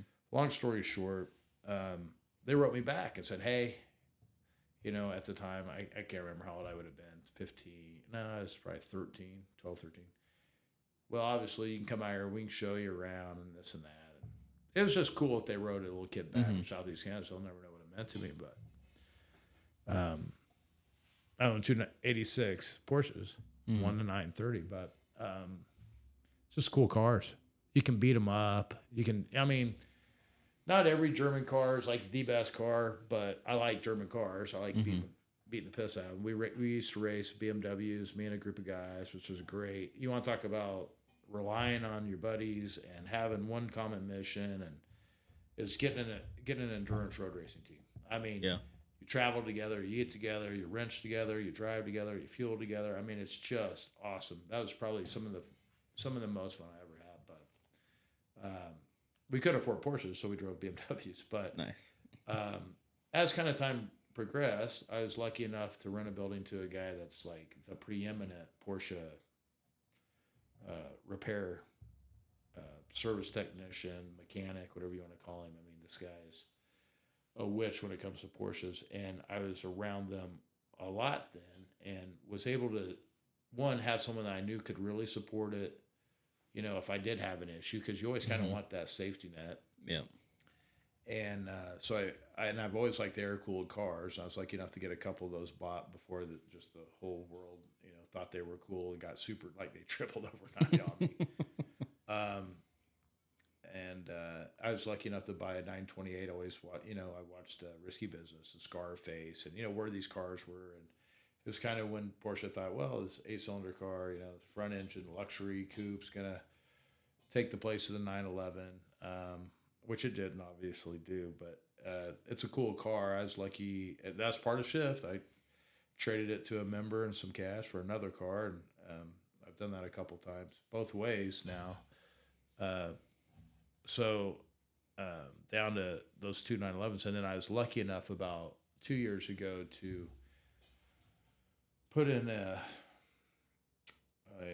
request for a GT3 that I could actually spec from the factory in Zuffenhausen. And I did that hoping to take German delivery. I was wanting to kind of make this whole thing out of it. Mm-hmm.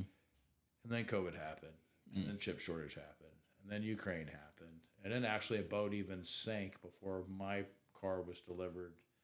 That made, I think, another 4,000 Porsches need to be rebuilt. So 18 months later, I get the car in December of 2022, and it's a 2022, and I'm like, I got kind of screwed out of that deal. Well, yeah.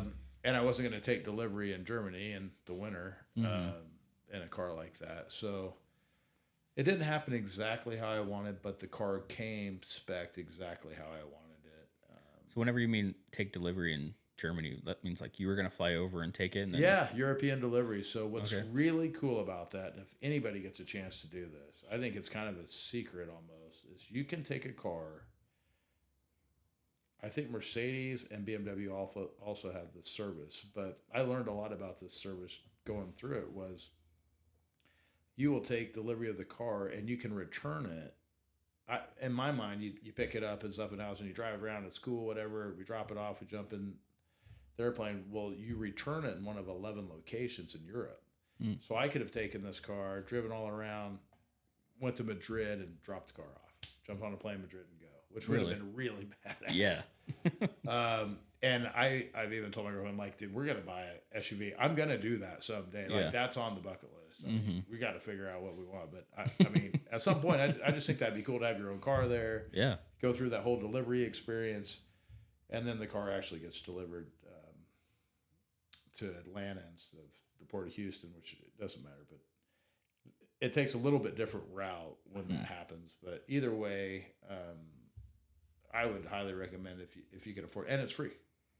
Oh, that really? Doesn't cost any extra money or anything like that. So I think that's kind of cool. It's kind of like you wait for the super cool car to be built or whatever it is, and then you actually get a free, brand new, insert mark car that is yours for free.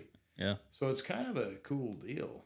And you can keep that car, my understanding is, I think as long as you want until you have to return it. Oh, really? So if you want to do a month-long vacation, I mean, think of a month-long Porsche GT3 rental, if there was even such a beast. Yeah. What that would even cost. So I feel like, man, you could save some money and have a lot of fun, create some cool memories. But it didn't happen. But the car is just brilliant in every way, and it's been really cool. But long-winded stories. That is a platform that has continued to keep its roots. If you look at the 911 silhouette, it's a 911. Yeah. But that car could almost not be any more different than that 1986 car I have set on the same floor as it is. I mean, it's just a completely different animal. Even though I did keep it a manual, rear-wheel drive, naturally aspirated. I try to do all the things to make it a true driver's car in this world of point and click. And, even though it makes it a little slower and a little this and a little that, I like the visceral experience of actually rowing through the gears and not having that cell phone in your hand. You're not texting when you have a manual Porsche at your hands. You're throwing that thing in the back seat it doesn't have. You're like, I'm out. I'm driving this thing. And I'm looking for more experiences like that where you are forced to just not be on the phone as much. I mean, one of my exciting things I see every week, I don't get to see it every week, but you'll get this thing that says screen time. Mm-hmm. Your screen time's down. And to me, that's a virtual pat on the back. I'm just like, I mean, now a lot of people will be like, then it goes if up you were and you serious feel about bad. your business, you'd be on. I mean, I'm like, I don't know if it's good or bad, but I take it positively. Yeah. I love that. You know, this month I'm going, you know, and this is not my average month, but, you know, I'm going to Hawaii, I'm going to Denmark, I'm going to Dana Point, California, and now I'm going to Florida. You know, I'm here just a handful of days this month. Mm-hmm. And most of those trips are, well, all those trips are for fun. But on all those trips, especially Denmark and Hawaii, that's a lot of time in the plane. And I try generally not to buy Wi-Fi. Yeah. Like I don't. I mean, a lot of people are like, yeah, dude, but you're like 6-7 hours in air. And I'm like, yeah. Yeah. And there's a stack of freaking magazines I don't read. And there's 3 books I've bought, you know, probably at 3 other airports that I never got finished or never got to. And, I feel like life takes us away from those analog, you know, when I talk about books and even like this old watch, I like analog stuff. I like old school stuff. I mean, unfortunately, as a technologist myself, I mean, you can't get away from stuff that plugs in, and it's Wi-Fi and wireless, and I embrace technology. I don't want to be that old guy. It's like, oh, those EV, those cars are stupid or whatever, you know. But I do really like, and it's probably is the old man starting to come out of me, but I do like the analog. I like the feel and sound of old stuff, man. Yeah. You know, I like stuff that have a manual click, not just a like that simulated noise or, you know. What was that? The Dodge electric vehicle had the speakers, so it sounded like an actual engine. They all do. The BMW does. Oh, does it? Oh, yeah. Yeah, they do. Yeah, they simulate the sound. I'm like, it's so funny. I know. But I'm the same way, especially being in marketing and social media. I've tried now to schedule post out, and I try not to consume social media. I try just to put it out there for like my brand and help everything I do. But like, I'm really trying to get my screen time down super low. I bet that's hard for you. It is. Well, and the issue I'm having is like, I tell myself it's work, and then I go on to Facebook to get on a client's account. The next thing you know, I'm on the feed and I'm scrolling. And I'm like, there's 1,000 things I could be doing right now, but I'm stuck on this feed of nothingness just to get that dopamine drip of scrolling. And so I've really tried, especially like pretty much as soon as I'm done with my day, I go hit the gym and I try to put my phone on like do not disturb. I'm at the gym. I'm listening to either music or a podcast. Good. And then when I get home, I'm cooking dinner or whatever, my phone's up. Nice. And so I've tried, especially an hour before bed is like my thing, is to like make sure I'm 100% not on it. And I feel like I'm even getting better sleep doing that. You will 100% get better sleep, and your wife hopefully will really like that as well. I mean, I don't know how much she's on it, but it's almost like, at least I've seen this with young couples, it's almost like if you try to quit smoking, but she doesn't, you know, so like if you see the blue glow on her face and you're sitting over there trying to be a good boy and you're like, fuck, I mean, guess that's so funny you say that, because we've had that conversation. You got to be honest. Because I'm like, well, like, what if we had we could talk or something, and then it goes to like setting the phone down and like, okay, what do you want to talk about? And I'm like, that's not what I mean, but like, if we're both not on it, we might naturally pick up a conversation we wouldn't be having if we were on our phones. And so that's kind of how I look at it. Or hey, we're in bed. Exactly. I mean, hear me out. Let's talk about the obvious here. It's like, hear me out. You remember when? Yeah, it's like, come on now. Yeah. That's hilarious. Time before cell phones. Yeah. Yeah, no, that's I don't know how to. I mean, Steve Jobs is awesome for putting one of those in everybody's hands, and he's also the devil, right? Like it's one of those two-sided swords. You know, the other day we had this fire in El Dorado, right? There's a plume of smoke going toward the city. Reverse 911. Hey, there's bad stuff headed your way. That is a supremely powerful thing. Yeah. Got people out of the way. I mean, who knows what they could have ingested, all that. I mean, I get it. But there's also, you know, it could just as easily be bad. Well, you can Google anything in the world now, too. Like, Yeah, but it's created an environment. At least for me, I'm pretty classical when it comes to academia and education. So not that you have to memorize everything, but if I want to talk about things, now we're a culture of looking stuff up as fast as possible. yeah.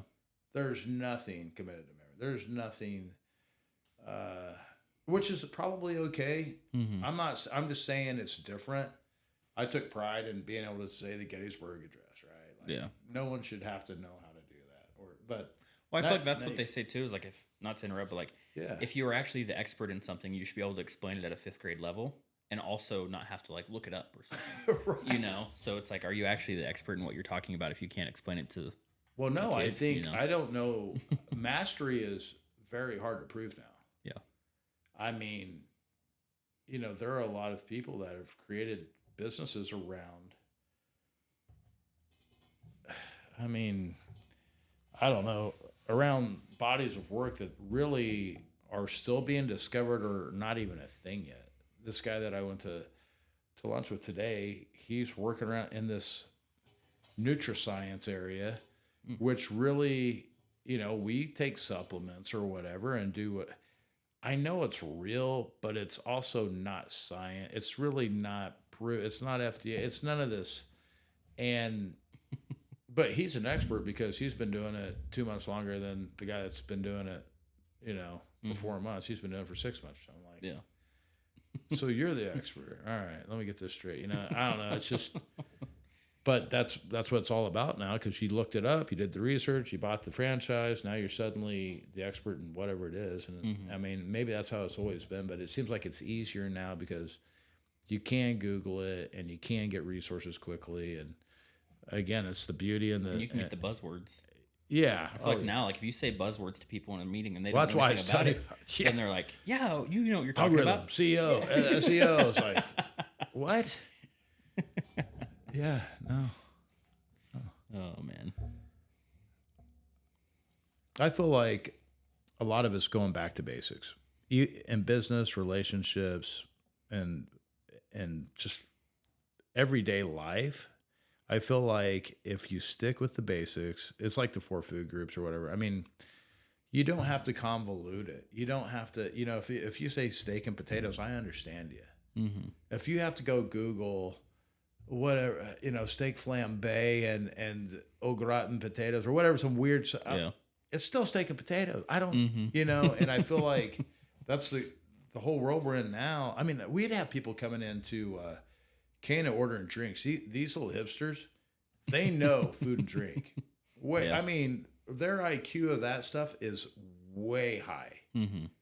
And they know exactly the bitters they want. They know exactly and I'm like, dude, you're 21. Yeah. You've been drinking for 6 months. You're asking for stuff I've never even heard. I mean, what are we talking about here? Mm-hmm. And it's this culture of they might have spent all night reading that, and they literally do know more about bitters than I probably ever will know. I'm not saying they don't, Mm-hmm. but it's like, are you Anthony Bourdain? Like, how did this happen? You're 21, and you're talking to me like you've been drinking Manhattans in Manhattan for 45 years, dude. It's like, come on. And it's like when I played online poker, right? I can multi-table. I can play thousands of hands of poker. I used to play poker a lot. Yeah. Still play poker a fair amount. And my poker IQ was through the roof compared to a traditional player back when Doyle Brunson played on the road, right? Mm-hmm. The mechanical ability of people just shuffling and the speed of the game. I probably have played 100 years of poker compared to him at his pace, doing that before. And that's kind of the same thing with this. Like, I was very good at poker very quick.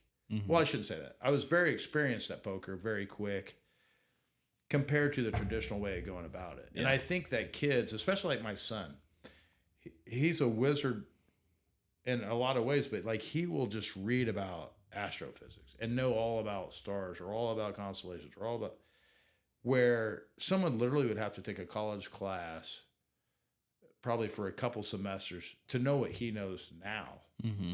He didn't pay any money. He did it immediately. I mean, I guarantee I would put him against anybody that's taken one of those college classes and be like, all right, let's take a test and see what's up. Yeah. You know, I mean, I feel like that kind of stuff has changed this whole business IQ. I mean, I think you're probably a pretty decent example. I mean, you've been doing this a terribly long time. You've obviously gotten real serious about it. You're geared up. You're talking to people. You know, you're still finding your way. How long would it take a traditional ad agency, not that you do ads, but a traditional marketing agency to even get close to where you're at? Dude, think of, you probably lopped off 10 years of an old school, Mad Men kind of old school way of doing things back when that's how things were done. And it's just like, you know, you can search what the best marketers are doing today if they're sharing that information. Yeah, well, I mean, that's how I learned. I mean, the first thing I went to, I was in Costa Rica at a seminar with like some of the best marketers in the world, and I think I was like, I really started understanding the value of coaching, and I'm in multiple coaching groups now that I pay for.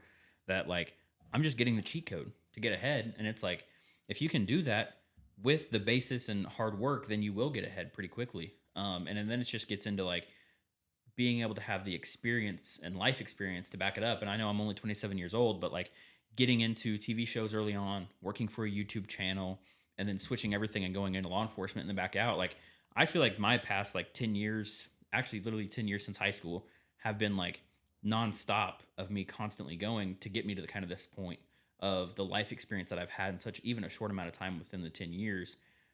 Take that with the knowledge that I can gain just by being in coaching groups, YouTube, Google, or anything. Like, my highest level of education is high school. Yeah. Like, I graduated in May, and in September I was working on Bar Rescue as a PA, getting coffees for people. And that's what my job was, and I worked up in it. But then being able to take and kind of like get the idea of what's going on as you're going, and then talking to people, it's like that's how you can just get ahead nowadays. Yeah, 1,000%. No, and I've got 4 members here, I think, that are all high school grads. Know for a fact they don't want to go to college. Know exactly what they want to do, which is pretty cool. And I think that that's going to be more and more a path with the internet and the availability of information and hard work and determination, of course. I mean, yeah, you might be 27 years old, but your, I call it business IQ age is probably like 50. Yeah. You know what I'm saying? Being able to get all the information. Or so whatever. Quick, I mean, pick your number, but it's more than what it is. We have a group health insurance at my day job, and it's like, here's your, what do they call it? Your real age, and then your birth age or something. And depending on, because they know, it's analytics too. Here's the other thing in the whole world. Everybody has analytics on everybody, right? So they know how active I am. They know probably roughly what I'm eating and what I'm doing. Well, they're like, well, you know, you might be 50, but your real age is 46. And they're basing premiums, and they're making decisions based on that, which I think is great, because the people awesome. That that's are crazy, actually trying to pay attention might get a little bit of a reward, and the people that are just letting it go and they're way, you know, unhealthy, or, you know, might have to pay a little more. I don't think it's quite there yet. I hope the world gets that way at some point, honestly, because maybe that will be the impetus to make people just do a little better. Yeah. Sometimes it is money. I was gonna say, yeah, absolutely. I feel like everything in this world comes back to like money, and if you either get punished by having to pay more money or get rewarded for doing something, then you're just gonna keep be able to grow and be able to get incentives based on that.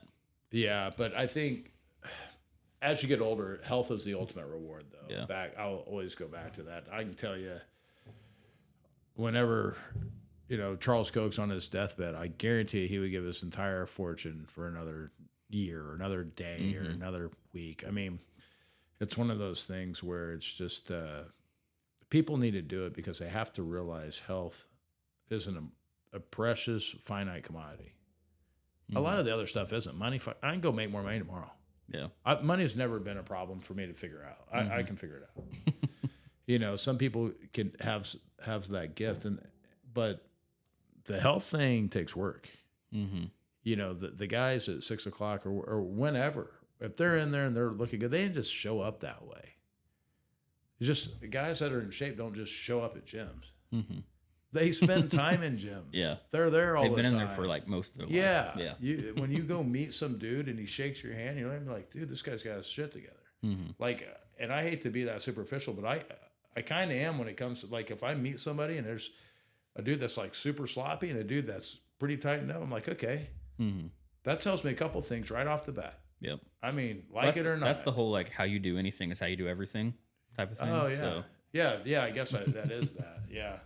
And I'm not, and I know people are, this is not a fat shaming thing or I know that obesity is real and it's a disease and all that, but I do know that guys that are working their asses off and deserve it. I mean, I've been around those guys a lot. Mm-hmm. I know I can pick one out of a crowd. You know what I mean? Yeah. And when I'm shaking one of their hands, I understand who I'm talking to. Mm-hmm. I'm already putting you in. You're already in the plus aisle, right? Yeah. And now, if you open your mouth and you're a complete jerk, then you go in the dumpster. That kind of a thing. But you're starting out. Yeah. Over here. Mm-hmm. And the same goes if you're looking sloppy, but everything's coming out of your mouth solid gold, you're going over here. I mean, you know what I mean? It's like, well, dude, if you have more discipline, you'd probably be like freaking. Yep. But he might have this work-life balance. So, I mean, I don't think that there's not a set. There's no mixture that's perfect, right? Yeah. I mean, and I'm not trying to say that, but I just do feel like there is something to be said for discipline and maintenance and just working hard. Mm-hmm. And a lot of times if you do that, people say, well, why do you like to go to the gym so much? I said, well, where else can you be so transparent about your work ethic? I mean, it's not being hidden in a group. This is no group think. This is no project. This is, you're freaking doing it. Mm-hmm. It's transparent. You're doing it for yourself. If you're letting up, you feel it, there's no faking it. I mean, I just love the visceral, like, this is what you're getting right now. Mm-hmm. And you know what? It's not like every single day I go to the gym and I work my very hardest. I know that. It's true with me at my day job or me at rental business or whatever. It's like, you're not, if someone tells you I give you 100% everything, David Robbins, come on, man. Or David Goggins, whatever. I'm like, dude, relax. Like, you can say that online. There's no way anyone's that. I mean, maybe one human. Yeah. I'll give maybe it to he is maybe the one. He is the guy. I hope he is. Yeah. But, when you do the 80-20, there's 10 and 10, and then everybody else is in the middle. Well, I mean, I think everybody's kind of in that in-between stage, but I still think if you just work hard and you're in the gym, you're going to get back exactly what you put in. Yeah. And I like that aspect of the gym. I think there was a mindset shift for me. Like, I'm not anywhere where I want to be, but in 2018, when I actually proposed to Alicia, I almost weighed 300 pounds and could not lift like anything. Like, I was not very strong. And something changed in me. I saw my engagement photos and I'm like, I gotta do something different. That was your rock bottom. Yeah. And I'm in Iceland or whatever proposing and stuff, and it was amazing. But at the same time, I'm seeing myself in photos and I'm like, I hate this. And so I made a big change and I stopped thinking of food as like anything other than like energy just to get me to where I wanted to go. And then now, I mean, it's been a thing, but like I lost like 60 pounds coming off of that in like a year and a half, just going to the gym and realizing that. Are you still her type? Do what? Yeah, exactly. Yeah. Well, luckily we've been together since high school, so she's seen me through everything. She's seen you yo-yo. Yeah. So I was 190 when I graduated high school. Yeah. And so, but yeah, I just like gained a bunch of weight, almost 100 pounds. I mean, 100 pounds. And then I lost 60 pounds. And now I'm getting back down to like where I'm the strongest I've ever been and also the lightest I've ever been. Yeah. Because then it switched because I lost a bunch of weight. And then I was doing like a lot of cardio and machines. And then I did the whole like ego powerlifting thing. Like, I just want to see what I can lift. That's a good way to hurt yourself. Then I was like eating whatever I wanted, but I was strong. I was getting stronger. Sure. And now I'm kind of going back the other way where I'm like, well, maybe I don't need to lift a Fiat. Maybe I don't. I just want to look good. Yeah. That's what I'm going. That's what I'm looking for. And I think everybody goes through that arc that's been around the gym long enough. At some point, you're like, okay, it's. I got to show these old boys I'm strong, right? And then I've had a shoulder replacement. That stuff catches up with you too. Yeah. And some people say, "See, told you you're overworking yourself." I'm like, dude, I'd rather take myself up and be healthy than be sloppy and all together. Yeah. Your joints are going to hurt anyway. Yeah. I mean, you know what I'm saying? Yep. I mean, It's bound to happen. It's pick your pain kind of thing, you know? Yep. So I don't know. That's cool though. So what is your goal? What is your goal then? Physically. I want to get back down to like 220. There you go. Maybe, but like be as strong as I am, because I think I would look completely different than. Oh, you would. Even being at 190 where I was at when I graduated high school, like because I was never like in the gym. I was a journalism kind of guy. So I wish I could go back and be like in the gym when I was 18 and have 10 years of lifting right now, because I'd look a whole lot different. But that's kind of my goal, is just to enjoy. Like I've definitely have the workout like regimen down. Like I have it ingrained in me now. Like when I go out of town, I still find a powerlifting gym to go to or something to go to and go lift. Yeah. You know, we found a gym in India to go lift I saw at. that. So it's like it's in me now, and I think I've missed like maybe 1 or 2 days this year so far from hitting the gym. Like I do 6 days a week, stick with it and stuff. And even coming back from London, I'm down like another 15 pounds, but still focusing just on like strength right now. But I got a nutritionist to help me with my actual food that I'm like, so she's like doing meal plans for me and stuff. Okay. And I think just switching it from like, I don't know, it's just like, I feel like even going into fitness, like when I first started, I had a whole other idea of what it actually meant to be in the gym. And kind of like what you're talking about, it's like, I keep thinking like when I'm 50, I want to be able to be on my bike on trails in Bentonville. Yeah. Or I want to be able to grab my grandkids and walk around. I don't want to be hunched over. Right. You know, and I want to be active and still going. And that's kind of where I'm at now, is like, I need to start this now. Yep. And I can just stay with it. You do. So. Yeah. But, and it's even the thing is like, I even look back on like when in like 2018, because obviously like every day you're like, oh, I could be doing better here. I want to, I want to weigh this much. But I keep thinking back to like 2018 and I'm like, he's super proud of where you're at right now. So just like live in the moment, enjoy it, and keep chipping away, and you'll get to where you want to go. Thing. You know, micro changes, man. Yep. I mean, like I say, if it's even an extra plate on the bar is just as cool as an extra pound off or an extra inch off, or wherever whatever you're calling your, because it's an investment. Just all I do is I always tell people it's an investment. You know, everybody wants to talk about money or time, but it's also health, man. You've got to make that investment, and it's a 3-legged stool. And if you don't have one of them, the other two, if you don't have that one, the other two doesn't really matter. Yeah, it just doesn't, and it's that important to me. And that's the other thing when you go back to like if I'm in standard issue and I'm wanting to have a gym line. I mean, Dave works hard too. My partner, he's in there. He's middle-aged guy like me. He hits it hard. We're at the UFC fights, and I would say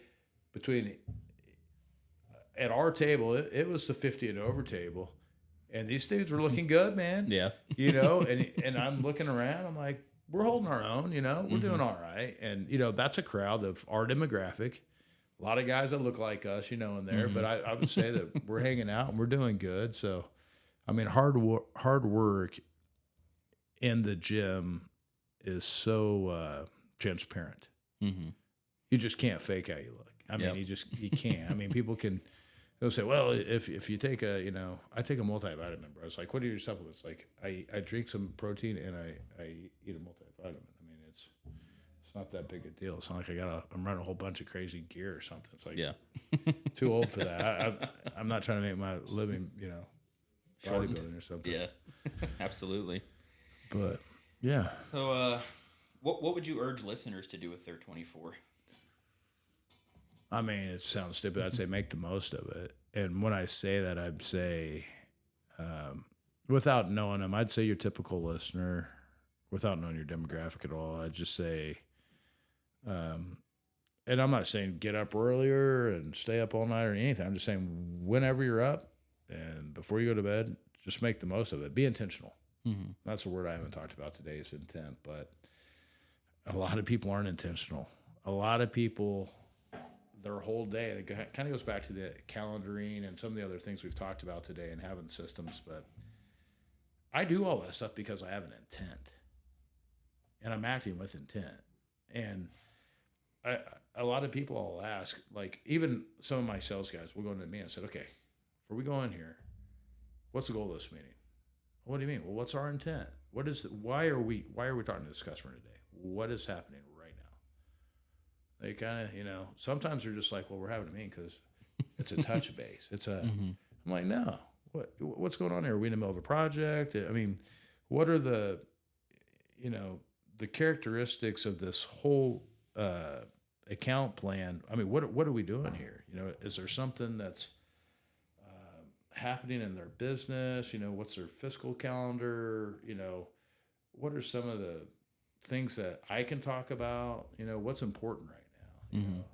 If we don't have anything, and I think having an intent, even if it's just to have the next meeting or to make sure that we get this, push through procurement or whatever some of these places have a very long, my particular business, when you're selling a solution, it's a very long sales cycle.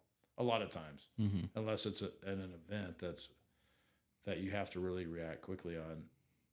And those take a lot of meetings, and most of those meetings, you're dealing with several different groups, and not all those groups internally have the same intent that you do. I mean, I may have a bunch of people over here that are champions and want this thing, and I may have a whole lot of people over here saying, we can't afford it, too risky, scary, whatever, They have other relationships. I mean, I'm fighting the rest of the world over here. So sometimes we even have to get aligned with our own client team and say, all right, what do we got to do? What's happening? Well, it's whatever season, so this is more important. And that's the other thing a lot of people forget about their clients, depending on how big they are. But there's this world of business, and then there are hot points, depending on seasonality, depending on, I mean, like when I was at Sedgwick County, I was running that network. Of course, 911 is always important.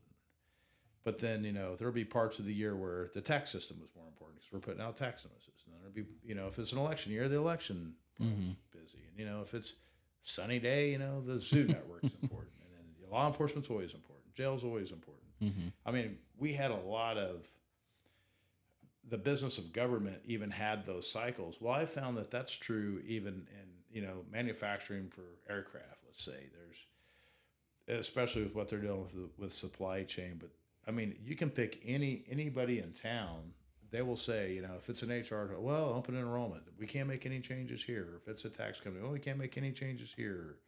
We want everything to be static. Schools and local governments, big customers of mine, and they want to do all their projects during the summer. And I feel like a lot of people, when they're dealing with business, they're not understanding who they're dealing with. And maybe when you're dealing with these guys, I guess my challenge to you, if you're not doing this, is understand that vertical and understand why the roofer, what his business cycle is like. Because a lot of people are like, well, he gets a call, he jumps on a roof, he makes a roof. Well, he might not do a whole lot of that in December and January.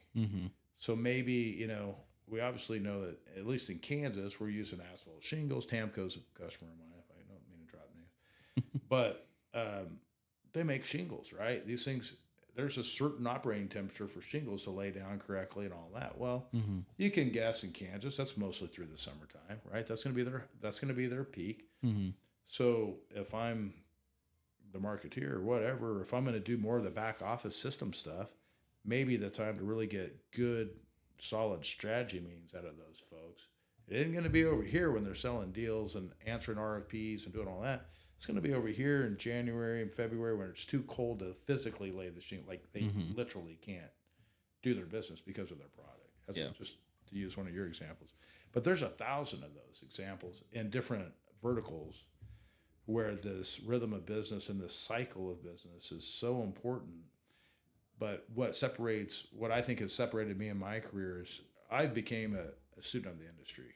Like if I go in there, like when I look at your execution thing, like I know who I'm talking to and I know what we're going to talk about. And if you show up and they know even a little bit that you've done your homework, to me, that's a very respectful thing to do. And two, you have something to talk about to them. Yeah. Even if it's your own experience with a roofer or something, just anything. And, you can say, well, are there collateral benefit? Do you do gutters also?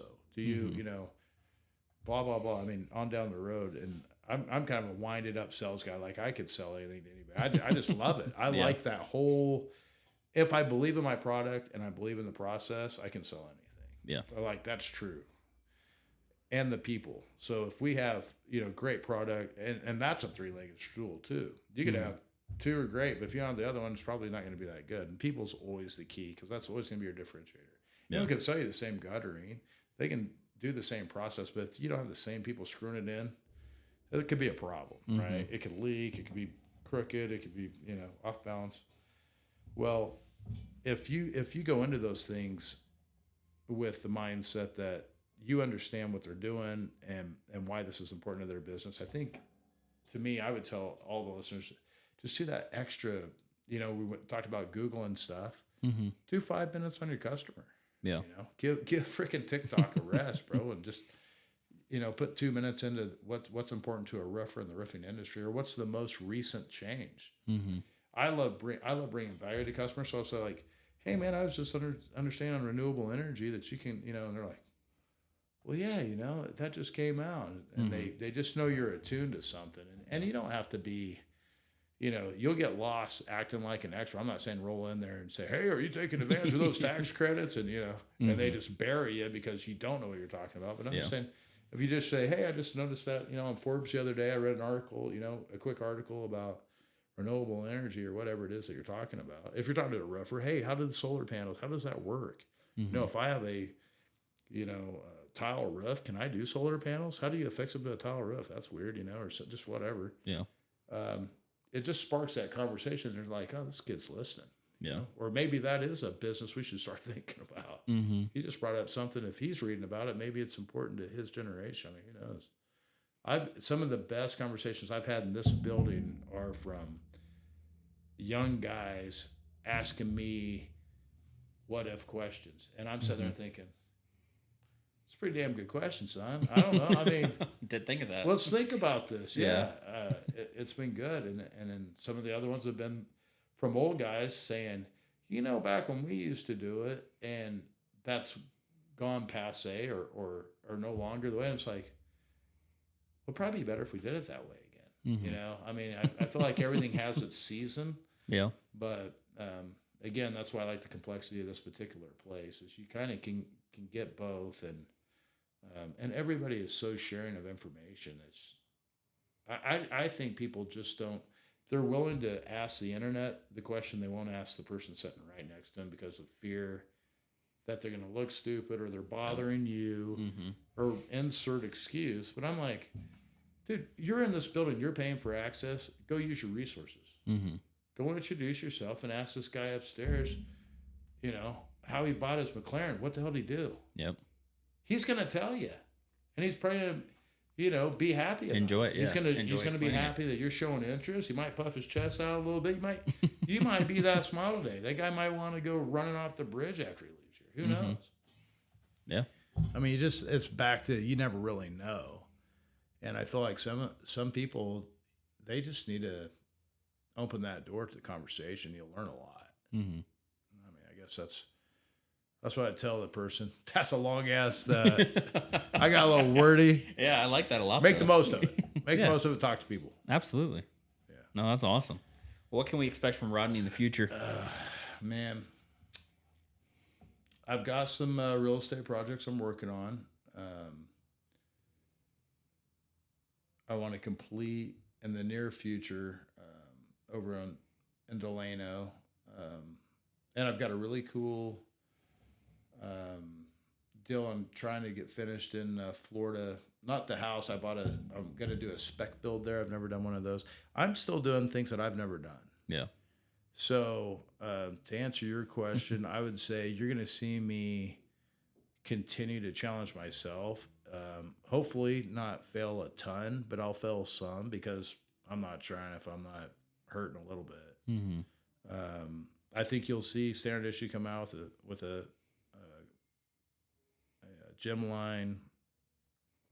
You'll see that business change a little bit, but all for the good of Wichita. I don't know exactly how that'll all shake out, but it'll be around. It'll be great.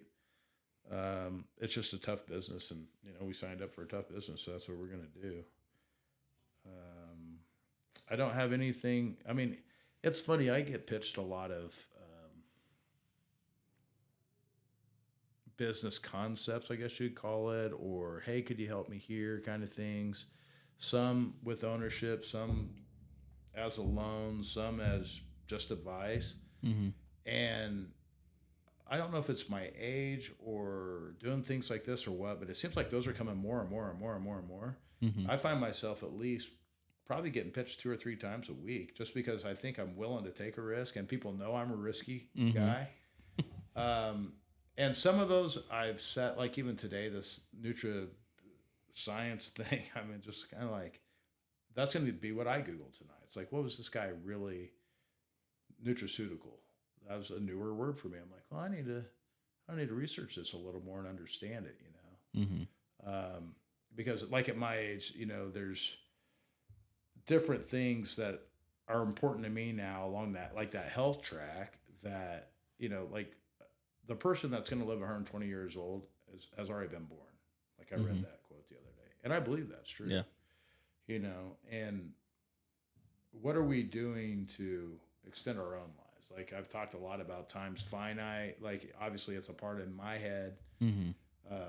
And what can I do to safely extend my time on this earth with my grandkids or kids or family members and friends? And I feel like when I look at all the stuff I like, you know, that's one area that I really haven't leaned into as much as the others. You know, I like clothing, I like cars. I mean, I've done all the kind of fun stuff I like. I like cocktails, but I haven't really gotten into the athletic sports side of my psyche, I guess. And the gym line hopefully will cure some of that, but there's probably something in that realm, whatever that is, maybe. Yeah. But I still think there's a lot of different types of things in real estate I haven't done. There's a lot of different types in merchandising and clothing and things like that I haven't done. There's a lot of things in my day job I haven't accomplished yet. A lot of things interpersonally I haven't experienced. There's a lot of places I haven't traveled. I mean, I think I just want to, I don't have a list really that I'm checking off, but, you know, like this Copenhagen thing, I didn't know about it 2 weeks ago, and I signed up for it. I'm like, oh, yeah, I'll go with you, brother. You know, this guy's like, hey, man, I won this thing. You want to go? You want to check this out? You know, we have to buy some tickets. I'm like, I'll buy the tickets tonight. Let's go. I've never been in Denmark. Yeah. Sounds cool. Let's do it, you know. And That's I'm awesome. that guy. I hope I'm always that guy for my buddies because I was just like, oh, if I could. Horton will go, you know, Lucas, Colorado. He's down for whatever. And if I have the time, money, energy, I'll go. I mean, because I really love travel. I love RVing. I love camping. I love seeing, you know, the United States. I mean, there's so much of even here we haven't seen. Yeah. That's why I'm always joking with people about they're talking about, well, we found this out in the galaxy. I'm like, you know how much of the ocean we haven't even discovered? I mean, it's unbelievable. That's like whenever I was in India and I was talking to people that have been like my buddies, like family and stuff that have been over here. And like, I've been to almost all 50 states, just luckily just for like traveling on TV shows and stuff. But they're like talking about going to Yellowstone and was it Sequoia National Park and all these places. And I'm like, I haven't even been there. I'm talking to you in India right now. And you've been there and stuff. And I just started realizing like there's a lot that I think we take for granted even in the U.S. I tell you, some of these, what really fills my heart is when I meet first generation folks that are naturalized, where they know more about our government and our, you know, system and how great it is than we do. I mean, they can tell you all the presidents in order. I mean, just stuff like that. And you're just like, damn, I'm a bad American. You know what I mean? Absolutely. I mean, seriously. Yeah, no, it's I like, agree. I've had that same this thing guy happen. wants to go, you know, check out Yellowstone Park, and here I'm, you know, a couple states away and, you know, whatever. But yeah, you're exactly right. I think we're sitting on such well, I'm just a big pro-American thing anyway, but this is such a gold mine of opportunity. And then you hyper focus it on Wichita, which I really think is still, I mean, I work in a commercial real estate firm. It's one of my several jobs. And the amount of outside money, outside the state money, sometimes outside the U.S. money that's dumping into our community, I almost wish we could write an article about it, because it would probably scare and shake up a lot of local people into action, because it's slowly just getting bought up. Yeah. I shouldn't say slowly. It's quickly getting bought up for big amounts in the, I mean, I've literally seen people say, hey, I have $3 million, go buy me something. Well, what do you want? Just anything. East side, west side, doesn't matter. You know, you want industrial, you want, you know, hospitality, get it done. I mean, they're just buying us up in chunks. It's just like, damn, you know, Wichita's on sale and we're a hot stock. And I don't think we're still so cocooned that at some point someone's going to shake it off and be like, holy mackerel, I didn't realize, you know, what this place is really worth, you know, because of the, you know, lack of pollution and crime and, you know, hell, air quality, anything, you know. I mean, sure, we don't have mountain ranges and oceans and, you know, a lot of the stuff we don't have, but we make up for it in other ways. Yeah. But I still go back to, that's why we need the Tylers and Rodneys and all these other folks that keep innovating, because if we don't have cool places in Wichita, it's not going to be a cool place. I mean, it's as simple as that. I mean, when I closed Cana, I sold stuff to the cantina. I sold stuff to Grow. Like, I helped like 4 other places. I'm like, hey, cut up the corpse. I'll sell it all cheap. I want everybody to, you know, I want to pollinate this place and just make it be better. You're all taking a risk just like I did, you know. Hopefully, you know, it'll work out great for you. And I feel like there's more of that giving back that needs to happen in our community, and more just generally acceptance of how good we really have it here. And not in a we got to protect it way, but in a, we need to, if you want to be a Wichita guy and make a Wichita commitment or a Wichita statement, then do it. Yeah. Open up your freaking wallet and, you know, take a risk and or get a group of people together and do it. Because if you don't, it's either A, not going to happen, or someone from Denver's going to move here and do it. Yeah. And you can't throw rocks if that happens. Yeah. That's actually kind of brings me into another question I was going to have for you is, what is your thoughts on when you start a business? Do you think it's better, more beneficial to kind of like bootstrap it, or to try to get funding of some sort, whether it be SBA or private, and if you do, like, kind of what's your best advice to go after that kind of stuff? And like to say, like, whenever I restarted Wild Wolf, like, I was wanting to go try to find an investor that wanted a percentage of the company or whatever it was. And then I just kind of was like, I'm just going to bootstrap it. Like, I'm just going to figure it out. So I have no funding or anything. I'm just like, I'm going for it with whatever cash that I have. And so that's just basically what I did.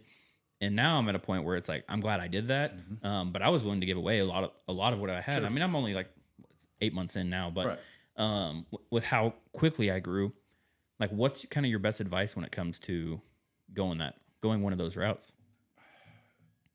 It's not a one size fits all. I mean, I'll tell you what you did was the right thing to do. Without knowing, you know, everything takes a different amount of capital to get off the ground. What you're doing was, you're the main talent to begin with. You had a background in it. You can, you can get a credit card and buy a whole bunch of technology and get started. But if you're in a situation where you need to, you know, buy a property or buy a lot of equipment, and you know, have a big payroll off the bat. You know, if you're starting a construction company or something, you know. I see, yeah. That's a whole different kind of a situation. And then there you need to say, okay, how are we going to do this? Are we going to, you know, give out part of the, you know, ownership? Or what are we going to do? And I'll tell you, when I moved here, I worked at Dairy Queen. I didn't know one person in Wichita, and I had no money. So I literally just saved up until I could buy that very first rental house. And it took me like 12 years. Like, literally just to get the down payment. But once I got that, and then I improved the rent, and I improved the property, and I got reappraised, and I pulled the money out, and I bought a second one, and then I figured out that, oh, okay, cool. I keep using the same money. Start leveraging it. I mean, I've made a hell of a world out of 30 grand. Yeah. Like, seriously, just over and over and over. But when I started, like, some of these other places, like SBA is a good route if you don't have much money to put down, but you have a good plan and a good kind of a strategy, but it's working with the government, right? So that takes longer. And, you know, there's pros and cons to all this. I always tell people bankers were probably one of my most, I wouldn't say, they were partners. They were straight up partners. Like, I couldn't have done anything without debt, right? Like, you have to, or I had to get a loan, you know, to get started. I had to. And it takes a banker to be convinced that you know what the hell you're doing to get that done. And then over time, as you prove that you know what's going on, then you get a little better terms and your credit gets a little better and they get a little more comfortable. The next thing you know, you go from buying one rental house to buying a building or buying multiple buildings or whatever it is. And I tell my son, it's kind of like playing a game. I don't want to say Grand Theft Auto. It was the first thing that popped in my head, but like where you're leveling up, right? Yeah. Like you're getting you get a cooler banker with a better rate, and then you can buy this level of stuff, and then you get that done, and then you can buy this level of stuff, and it's just how long do you want to play the game? You know? Do you get tired of the games? Get boring? You know? But I would say if you as much as you can do, if you really believe in yourself and you think you have something that's really good going on, and you can bootstrap it, of course, do that. I mean, there's no. How did they put? I heard this. It's like a good deal doesn't need a partner.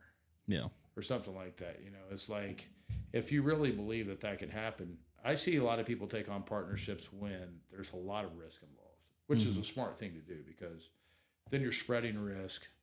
You know, if I haven't done something, you haven't done something, he hadn't done something, but we all think it's a good idea. That makes great sense to have 33% partnership or whatever. Yeah. But if you have a background in it and it only costs really some assets to purchase and you can find a way to do that through credit cards or whatever, I mean, and you really believe it's going to happen, then I would do it that way. Yeah. It's just, there's no, I wouldn't say that there's a best way without giving you the one cop-out answer today because I've been pretty, I think, straight with you on everything else. It really is how capital intensive is it? What's your expertise level in it? Do people bring things to the table? Because all partnerships aren't the same. Some people won't bring any money. They'll bring sweat equity, or they'll bring expertise, or they'll bring, you know, I say time, talent, or treasure. You know, they'll bring one of those three things, or they probably shouldn't be at the table. Yeah. It just doesn't make sense otherwise why they're there. I don't know. I mean, I would just say, like my deal. I mean, I basically told you how I just started. It's no one's going to start up. I mean, I don't think that you're going to start off by buying. I don't know who's one of the bigger marketing firms in town, Gredeman Group or whatever. You're not just going to go buy Sonia Gredeman out and say, okay, we're Wild Wolf Digital. Yeah. You got all this staff and all this equipment, and you don't have a clue about what's going on in that particular world, and you're just going to take off owning it. Now, could you grow Wild Wolf up to being close to her, and then does it make sense to take her over to buy market share and a lot of other reasons? Absolutely. But I think that starting small, getting your legs under you, and then it's just like the weight room, and then just slowly getting better at that exercise and sticking with consistency and just keep pushing. The next thing you know, you'll be as big as you want to be. But I think that's a more interesting decision is when do you say enough's enough? Because I've been having that internal dialogue of I don't need jumbo jet. I don't, I'm not trying to buy an airplane. I don't need like what's the next thing? Like I don't really care about that as much as I'd rather have a little time back. That's super precious to me. I don't, or not even the time as much as the worry. Yeah. You know, when you create a bigger business, you create a bigger threat vector, right? A bigger, there's more things that can hit you. There's more things that can come at you. And every once in a while, I don't really think that way, but every once in a while I do. And I'm like, God, man, about anything could go wrong right now. You know what I mean? Yeah. You know? That's funny you say that because I had a company before this that was just like a social media management company, but I did content, but it was like just me. Like it really was just me. I was doing everything. And, I was making 6 figures a year, young, and because I was working on TV shows, getting paid decent. And then whenever I'd come back home, I would shoot videos for people. And then I started realizing they didn't want to like pay me per video. I wanted to switch to monthly retainers. So if I could get X amount of clients, I'm going to make this much money that month. So that's when I really started switching to monthly retainers with clients. But I started to realize that, like, even in this company, I'm like, well, maybe I don't want to have employees. Maybe I don't want to have media buyers and editors and content creators and all these people that are doing all these things so that, the headache is a lot more. I mean, Yeah. you're making a lot more money than Well, I there's did. diminishing returns for Yeah. sure. And I mean, you're young enough, and I mean, from what I know about you, I think that you've got a fair amount of growth in you before you really hit that wall of what's it all about without an environmental coming in. Yeah. You know, if you have a kid tomorrow, things change. If you have a catastrophic event in your life, things change. Mm-hmm. But if it's just a linear vector that you're on, I think you got a lot of time and growth in front of you. Yeah. That you could absorb, And that's how I always see stuff. And like the reason I ask is because I think there's a lot of people and a lot of my friends that work 9 to 5s. And like that's what I did is I leveraged my time at Urban Cool to be able to build the foundation for this before I exited. I'm the poster child. You know? I still have a 9 to 5. Yeah, exactly. And I think a lot of people don't realize that like you can bootstrap something, start it slow. I forgot who said it, but it's like the 5 to 9 will make you more money than the 9 to 5 or whatever, however it's said. Oh yeah. And I think that's kind of what I like to tell people about is like, you don't have to go get all these fundings and all these partnerships and all these loans to be able to make something happen. I think I was kind of curious on your thoughts on this is like, do you think it'll help accelerate your growth? Because that's one of my thoughts is like, if I went and got a loan or if I went and got a partner or something and I had more capital, then maybe I could hire a couple more people quicker, get more ads out there, get more marketing rolling, and be able to build my company faster. And that's kind of where I was kind of curious on your thoughts with that. I think only you would know that. I mean, if you see a big and growing funnel pipeline Mm-hmm. and an addressable market that could absorb your services more rapidly with a standing army, then absolutely I would look into more funding. Because what you don't want to, you want to grow fast enough to address the market, but not so fast that you catch yourself in a riff situation. You're playing HR guy, which sucks for anybody. I know you've had enough employees now to know that's not a fun, talk to have if you have to have it. But the business will dictate. I mean, I'm a big free market guy. I mean, if you look out there and say, man, we're growing 30%, by in 6 months from now, I'm gonna need 2 more of you. You should have already started looking for that person, right? Yeah. Even if you feel like you can afford it or not, because if you really believe the business is there, that's where you kind of put your nuts out and say, I'm betting on it. You know what I mean? And that's what business owners do. Say, if I hire this person, that's got to be here, or I'm going to take a little bit of a hit on my take home, or whatever, however you do the profit share. And, what I've always seen though is if the business is really there and everybody's working hard and you pick the right person, that person's going to obviously they're going to be an asset and they're going to be an investment that's going to pay for more than themselves. Mm-hmm. If those 3 things work out correctly. So I would say I hate to put it back on you as a business owner, but you're going to know.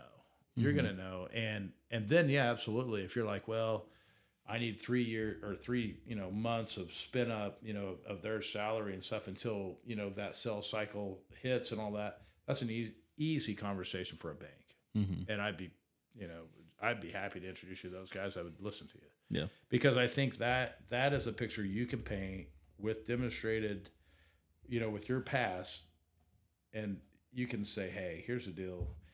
It's 90 days from, the time that we talk to them to the time that we get an executed contract, and it's another 90 days, for this or whatever, for this flow to get back. And bankers, to me, can be led a distance, right? Mm-hmm. They've got underwriters, they've got people that are going to inspect them, they've got committees, they've got to, and if you're a new quantity, that's something different too, but they're also sales guys, right? These guys want to close loans. They're making money because you're paying interest. Yeah. And it is what it is. Mm-hmm. So at one level, they're on your side. And I think at another level, I always like to push, because it's my true passion, and I know they know that, is I really want to say the cherry on top of this deal is it's good for Wichita.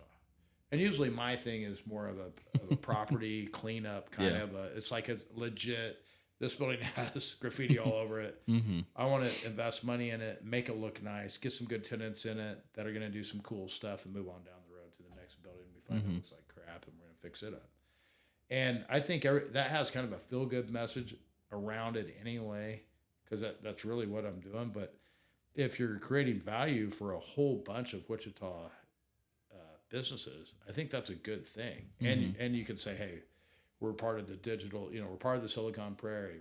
We're a value creation engine in Wichita. I'm hiring people that are 50 to 20 years old or whatever, and you can say 2 or 3 things. I know that's very important for the SBA to say, hey, I'm going to create 3 jobs. This is basically their ROI. I really kind of like that process, honestly, because it made you create a business plan. It made you really think about what you're doing. And I know a lot of people throw rocks at the SBA, but it's 10%. And during COVID, it sure was nice to be an SBA loan because they just took it over. And I didn't expect that at all. I didn't get any PPP or anything like that because I didn't have quote unquote employees. But they're like, oh no, you entrusted us with this deal, and we're going to weather the storm with you because they closed your stuff down basically, which I thought was kind of cool. But yeah, that's awesome. So I guess fighting through some of that paperwork sometimes it's worth it, but also just getting a line of credit.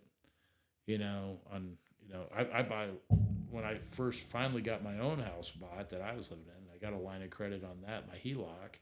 I was dipping in and out of that buying rental houses. I was just trying to find things that I could buy, repay, and the next thing I know, your credit's 820 or A plus credit or whatever, and there's there's nowhere I can go without them saying, hey man, can I get you a loan? Can I get you a loan? I'm like, no, I'm good. But all that stuff kind of comes over time. You're not going to get that right at 27. It takes a little bit to step into, but I guess it just depends on the pace you want to grow and what you're comfortable with. Because it is work for you.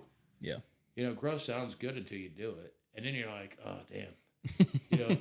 It's just like today. You're weighing 240 pounds, but you're eating, 6,000 calories a day. I mean, I used to be pretty big and want to work out and do all this stuff. And it's like, man, this is work for what?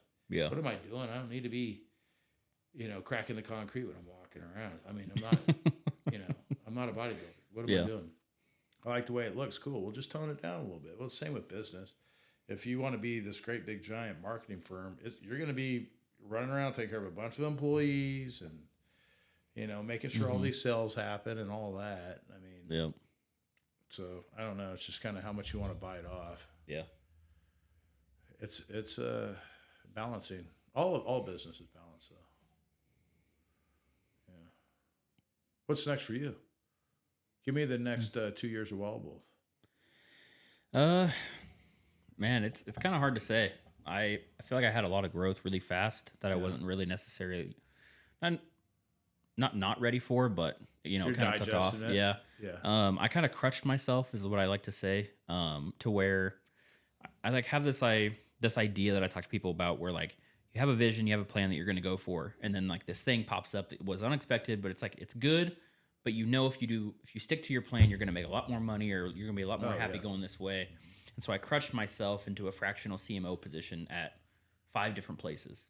So it's like basically I have this like fractional thing. You pay me. It's not my highest package. So it's amazing. My day job has something like that. But it takes so much of my time to really get invested. But that's also where like I've started to realize, well, maybe this is like really what I want to do, is like just be a fractional CMO, because you get so invested in the clients. Yeah. Because everything else, I'm just a service provider. Right. You come to me, I do your Facebook ads, I give you leads, I go home. And so I've started to kind of go this way quickly. And so now I'm trying to get back on track to what I want Wild Wolf to actually be and what I set it out to be. Because I know it'll take a lot less time to provide that service, but it'll also help clients a lot more for a lot lower cost on their part. So they'll be able to ROI a lot faster based off what they pay me. And so I would say in the next 2 years, like I want to see, us grow, have solid lead foundation. I want to be able to, when I first started, I did make the mistake of stepping back a little too far I was trying to work on my business and not in my business. And so now I've switched again to be in it. So I'm like the primary sales guy, that stuff. But I'm really trying to make sure that like, I'm not the one building ad campaigns. I'm still doing the video content. So if it's local to Wichita, I still go out and do it, but I have editors. And so I'm really trying to probably in the next 2 years figure out what it looks like for me not to be in it as much. I'm just working on it and working on the processes and making sure that we're actually delivering what we say we're going to deliver and that type of stuff. And then also, I mean, obviously, once I figure something out, I get bored. So if I figure it out too fast, then I'll want to do something else or mix it up or something like that. I think my eventual goal is to sell it if I can get to a point where my processes are built enough. We have a steady flow. We have contracts in place that it's something that tangible that someone would want to purchase. And then, I mean, I always make the joke, I want to be a millionaire by the time I'm 30. So I got a couple years. Why is that a joke? So, I mean, not necessarily a joke, but like, I kind of say it like that, just like, very doable. Yeah. So, and then 24 Tire, launching that. Yeah, tell me more about that. So the actual clothing line. Obviously, I've got a little passion around that. Yeah. So it's going to be, I actually started it in 2016 is when I originally launched 24 Tire. Ran it, had decent growth. I had no capital to be able to sustain anything. And I was making the graphics myself. I didn't know a graphic design artist, and so they were just hilariously bad. And then it died off, and then now it's kind of the rebirth of it. But the whole idea behind the line is just, what do you do with your 24? Yeah. Obviously, is the tagline. But my whole goal with it is just to grow something that's more of a community and less of like just a t-shirt kind of thing, just build that community around I think that's people that want to do anything. And not necessarily the hustle. And when I first started it, it was hustle culture. The whole idea behind it was 24 Tire. What do you do with your 24? Get out there, get after it. And it was almost a shame of what do you do with your 24? You know what I mean? Like that's kind of how I first launched it was you better be doing something with your 24, I'm cool. That's kind of, I like I know, but that's what I pull out of it, which is cool. But someone else could be like, hey, and it's still the basic, I would say it's still the foundation is still that, but, I'm slowly turning more into, I want to see a gamer in my 24 Tire shirt and everyone in it, but the whole blood, sweat, time is what my tagline is for this new line. So for the first, launch. Yeah, it's definitely has that hustle feel to it when you have that tagline. For sure. So that's cool. No, that's a cool ethos. It's a cool, just philosophical question. Yeah. Because I feel like a lot of people are so caught up in their, back to your business, they're so caught up in it that they're not, they're not really inspecting it. Mm-hmm. They're getting through it. Yeah. They're not, I told someone one time, I heard this the other day. This guy was like, he had this big project, and he was telling me, he goes, yeah, man, he goes, they're launching like an ethanol plant. Like this is a serious endeavor, right? Mm-hmm. Several $1 million plant. This guy's the project manager, but he set the go live around his family vacation. Remember, this isn't the owner of the plant. Mm-hmm. The owner of the plant's the customer. This dude is the project manager. Mm-hmm. So the owner of the company, of the project company, goes, hey, dude, why aren't we going live? He goes, hey, I'm going to the lake. I got boat loaded up, beer size down, bringing the family. This guy goes, are you serious? We got this $800 million ethanol plant, blah, blah, blah. He goes, yeah. He goes, I'm a project manager, not a project follower. I'll be back on Monday or something like that. I was like, boy, like, he's got his shit together, right? Yeah. Like, he's like, you know what? That can wait. I'm going to go do this thing with my family. It's been planned. I'm going to do it. And to your point, though, I think that's pretty cool to be more prescriptive about your time. Mm-hmm. Because I feel like a lot of people, they don't wake up. I mean, the first thing I do when I wake up, I look down at my phone. I see if I have any, because I have enough buildings and houses and shit that something usually breaks. So I always look at who texted me overnight, because my stuff goes off too. I don't have it. I don't look at that thing. I try not to look at it. I never look at it over. Like I don't wake up and look at it or anything. But and if I see a big number, then I'm already starting. I have an Airbnb. I got like all these little things I can go around. I'm like, oh shit, what's going on? I'm like, oh okay. It's first of the month. I have people do Venmo, Cash App, blah blah. That's a good thing. That feels good. I'm getting some money in. Good. But I had a hot water. Hey, hot water heater broke. We don't know how to turn off the water. Oh shit! What time was that? Yeah. Do I have a house somewhere full of water? Does I have a basement? Like I'm like 3 levels down, looking at this, going, holy shit. Mm-hmm. But But the second thing I look at is my calendar. And it's like, okay, basically it's where do I have to be? What do I have to look like? Right? Like, am I going to lunch with somebody? I don't know. I mean, do I have to get dressed up? Am I going to meet a customer? And then how much time do I have? I mean, every day, like that's just as simple as that. And then I go to the gym, hopefully. More times than not, I go to the gym. But those are like the three things. And then, but those set the entire day up. Yeah. Now, do I pop over here and pop over there? Absolutely. I mean, I grab the mail. I go, there are a lot of things that aren't like cast in stone, but those are only done in those little brief slices of time that literally don't have anything written in them. And then I stop. That's the only time I get to the discretion in the day. Or like if a meeting cuts close, like I have an hour blocked out, I'm done with in 30. I still have that little orange sitting in there, like little place. I'm like, okay, cool. I actually can go take care of all the other stuff I have to take care of. I mean, I've been real bad about coming home at night because my meeting schedule has been so terrible that because I don't have office staff. So when I get home, I'm doing QuickBooks. I'm receiving payments. I mean, it's all night long, Yeah. But I actually have fun doing that. And I like to look at the invoice and say, oh, man, I didn't realize, we put a new HVAC in this year.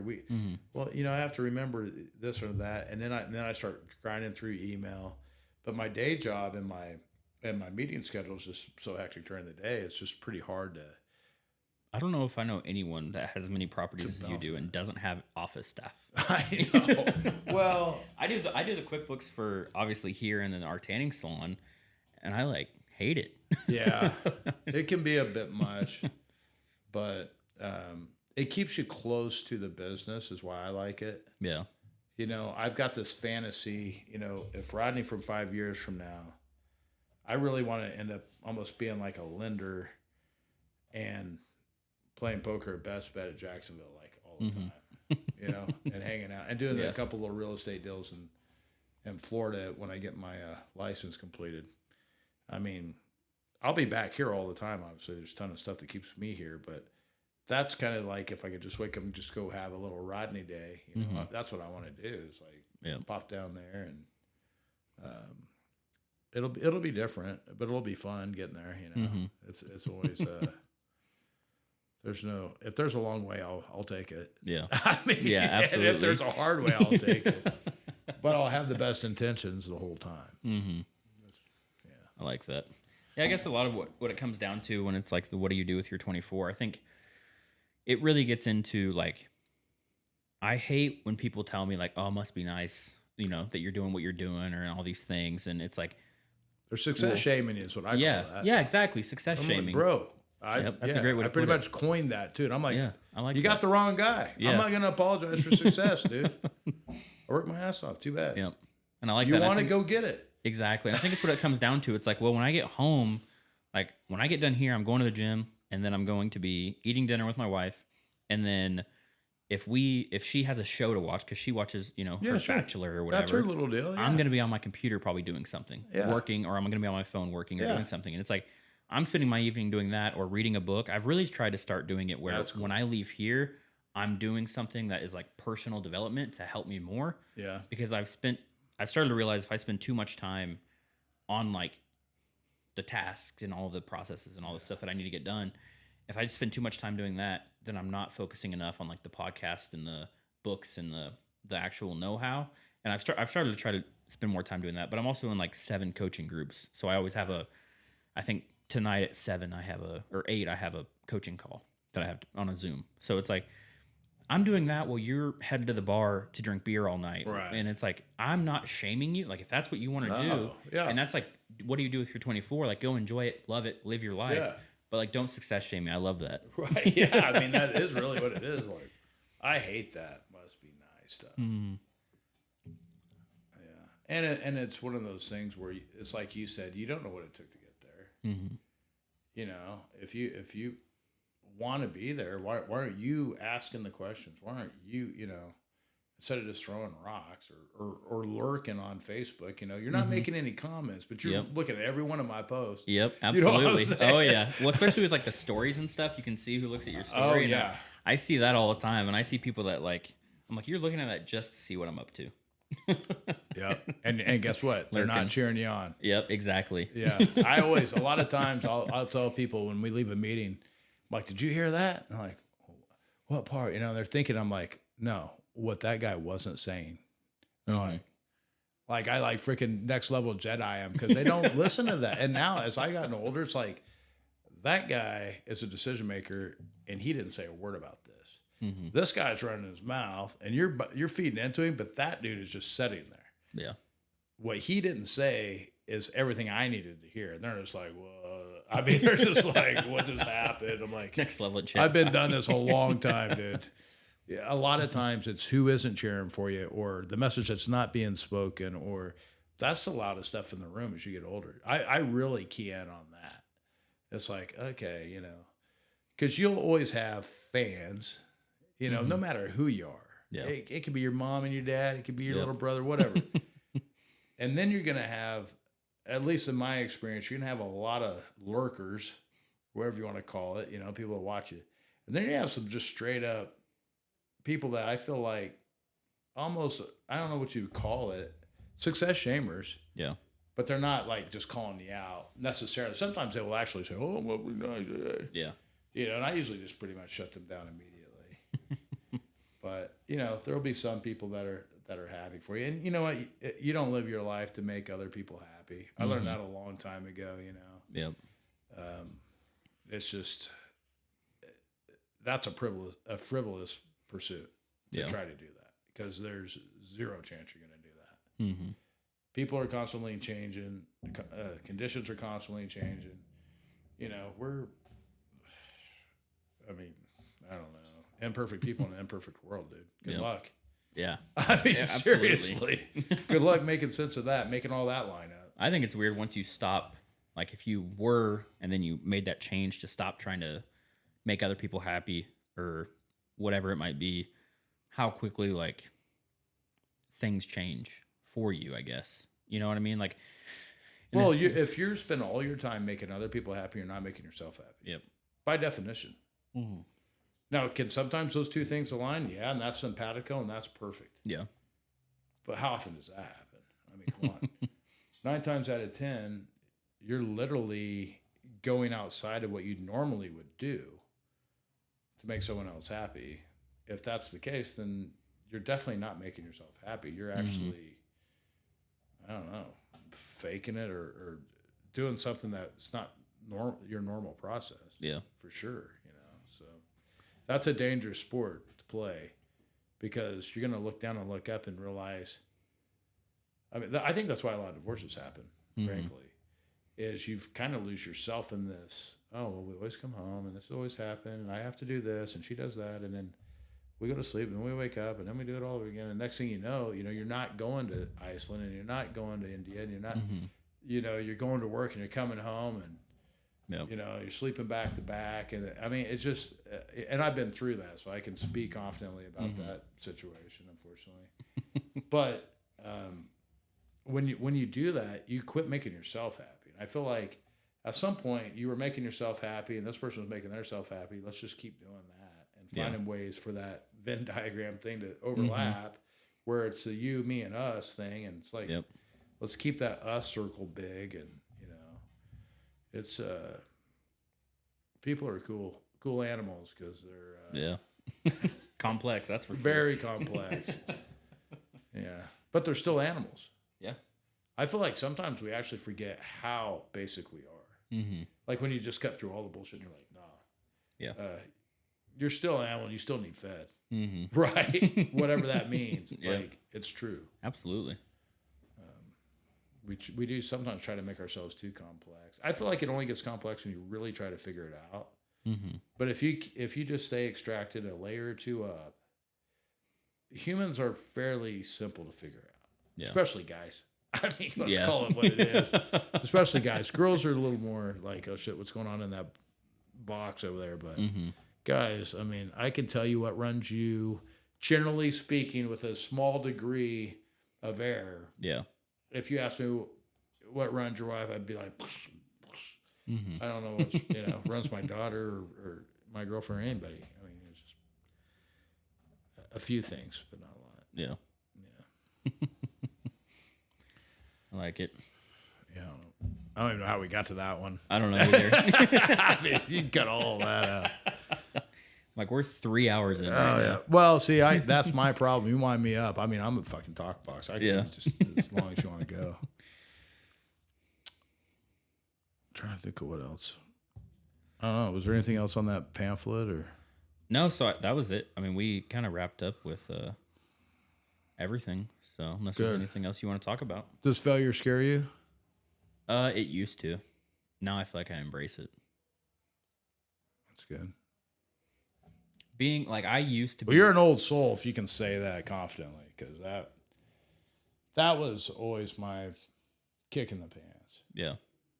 But then I realized after a couple failures, like, shit, I learned a lot. Mm-hmm. That wasn't a bad thing. Actually, and now I don't embrace it as in looking forward to it. I know that's not how you meant it either. Yeah. But, yeah, I think as long as it's not like the boogeyman under the bed thing. I just don't let it cripple me like it used to. Yeah. I think that's a what good used point. to, Yeah. like, it really, I used to do the whole fake it till you make it, and I acted like I knew everything, and I would not embrace the fact that maybe I was wrong. And then now I feel like I really try to understand from the failures that happen, and when they do happen, I learn from them, and I don't want to say I move on quickly, but I don't let it, like, it's a new kind of what we've started this on. It's a new day, you know. You're still going to wake up the next day. You're still going to move on, and it's not going to define everything that I'm doing. Yeah. You know, that might one person I fail or whatever, they might live on as me. That's their memory of me, but it's like I'm still who I am moving forward. Yeah. You know. No, and that's fair, especially as early on as all this is. Mm-hmm. Even your whole industry, really. It's just there's going to be mistakes made. Yeah. And all you can do is get better from it. Yep. I mean, that's good. I feel like that is something I see in a lot of younger people that where they encounter a failure and they literally just their gun locks out. Like they're just like, well, this got hard. I'm out. Yep. And I'm like, what? What do you mean you're out? Like, come across a little bit of friction and you just call it. yeah. You just take your ball and go home. It's like, I don't know. It just seems like there's just a generational thing. I sound like an old guy again, but I've ran across that a lot with younger. I mean, I mostly talk to guys that I deal with, and they just they hit this hard time, whatever that might be, and they just stop. And I'm like, that's a luxury that you should not have. Yeah. You should not tap out right now. And I know everybody's pain tolerance is different and time tolerance and everything else. And I'm probably being a little bit of a hard ass, but it just seems like that is a recurring thing I've seen that has been hard for me to help mentor over in a way that makes sense to them. Mm-hmm. It's like, well, yeah, that's just the wrong thing. I'm like, well, was it wrong? Was it? I mean, yeah. Did you give it a fair shake? I mean, did you do? And my whole experience on that is, did I do every single thing I could have done to make this successful myself? Yeah. Like ultimate ownership. Mm-hmm. And if the answer is no, then what the hell are we quitting for? Yeah. And I don't know anybody that I've talked to that's quit that I can say no. Mm-hmm. You know what I'm saying? So it's like, yeah, what absolutely. are you quitting for, dude? Yep.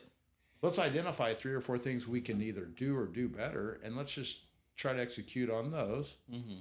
And if that doesn't work out, and we can all agree that this was a plan, we're going to execute it. If that doesn't work, we're all going to let ourselves off the hook or whatever, or it's an iterative process and we just keep adding or whatever. But just to say, I quit, just shit got too hard, and then not even really, I don't know. I still have struggles with that. Yeah. Yeah, I feel like, I don't know what it was, but I think, I don't know when the switch happened, but I feel like there was just a time where, one, I'm probably listening to guys like Jocko Willink and stuff and talk about leadership. Ultimate ownership. Ultimate ownership, the book and stuff, and especially getting into law enforcement and stuff and realizing that, like, ultimate ownership there and ultimate failure there can be life or death. Yeah. You know, it means a lot more than whenever I'm coming back into the marketing world and stuff Sure. doesn't, Yeah. you know, starting to realize that what I thought was a big deal before is still a big deal, but not in the sense of Officer safety. Yeah, or And that's yeah, how when I life, left death, the yeah. county, I tell that's why customers like me when I talk to them. Like, hey, I know, I sat in your seat. yeah, I know how bad it could be. I mean, I had those life and death sort of situations. I'm like, we were running EMS, we were running 911, we were running. You know, I was worried about officer safety in the field. I was trying to come up with IT solutions that would get whatever out faster. I mean, what you name it. I mean, down to the tornado sirens in this community. I mean, everything. It's like I legit understood that, and I feel like here it is a lot easier. And it's like when I grew up, I was hauling hay, right? Heavy ass hard work. And when I have guys who's like, "Oh man, this work's so hard," I'm like, "Dude, you've never had hard work. What are you talking about? Pick yourself. Well, I'm asking you to go to 20 meetings a week. yeah, You're telling me that's hard work. yeah. I'll exactly. go get you a box. Let's get you on your way to your next vacation because this vacation's over, right? It's like, come on, man. I don't know. Yep. It's just, but I say that, but then when I'm in here, and just think about this though, there are 18 to 22-year-olds paying for a membership in here, right? That tells you something about these little guys already. Yeah, Like these dudes understand networking at that age. It blows me away. And they're like, how do I get this? I want to do this. I'm trying to do that. Or I've already done this or that. And I'm just like, what? I wish I would have done that, 20 years earlier or whatever. Like, this is insane, dude.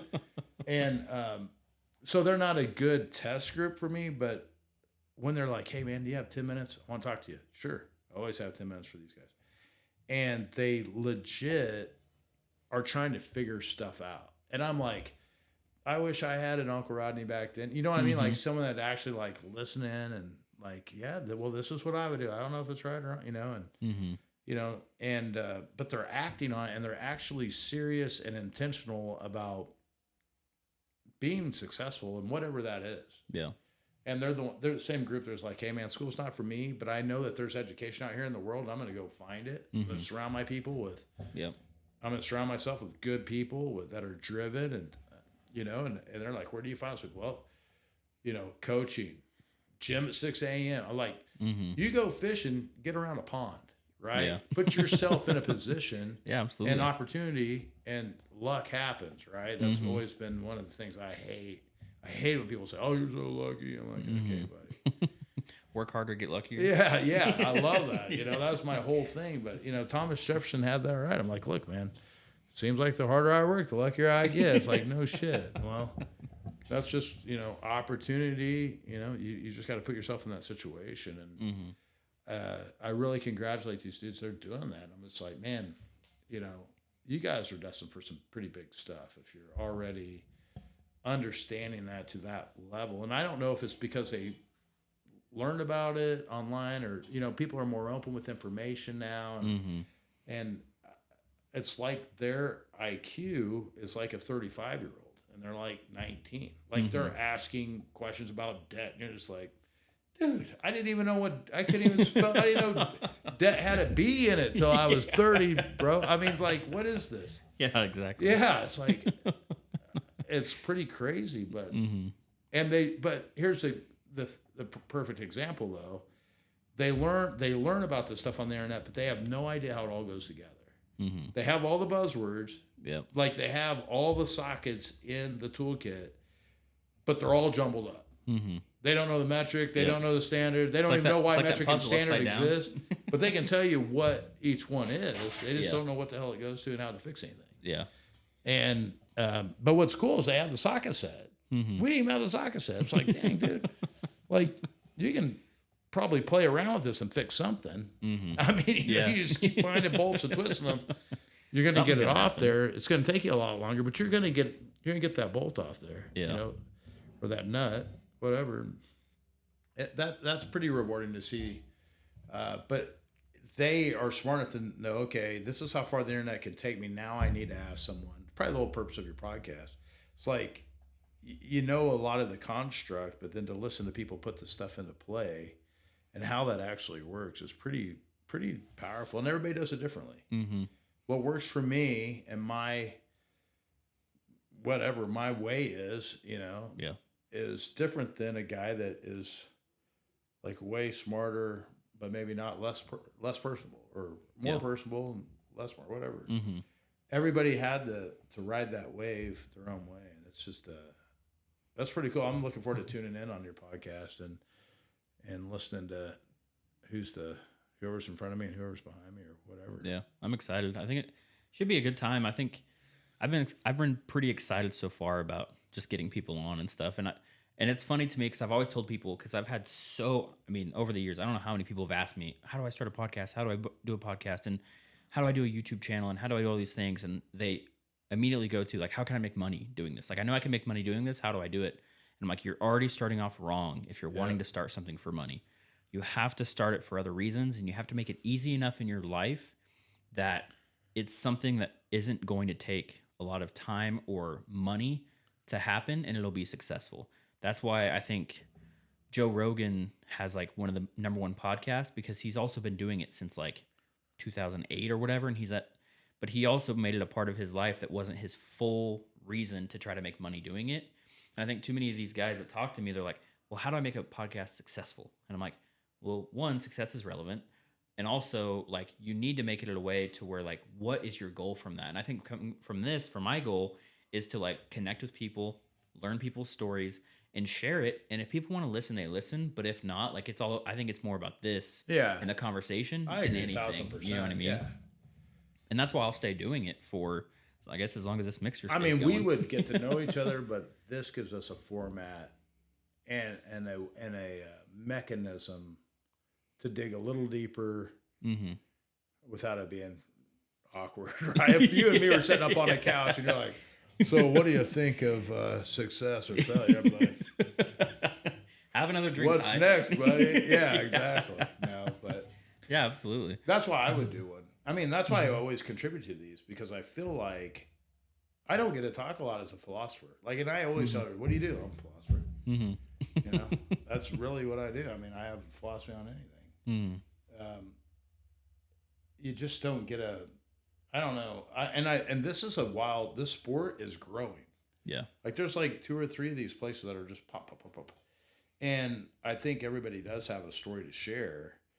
It's just, how does, and I know success is relative and everything you just said, but all that stuff aside, what would make your podcast, like Joe Rogan? I have actually listened to his, because somehow I've never tuned into a podcast, but his always somehow gets mixed into the motivational ones I'm in, maybe because I'm not paying for something. Somehow I always get dumped into his podcast.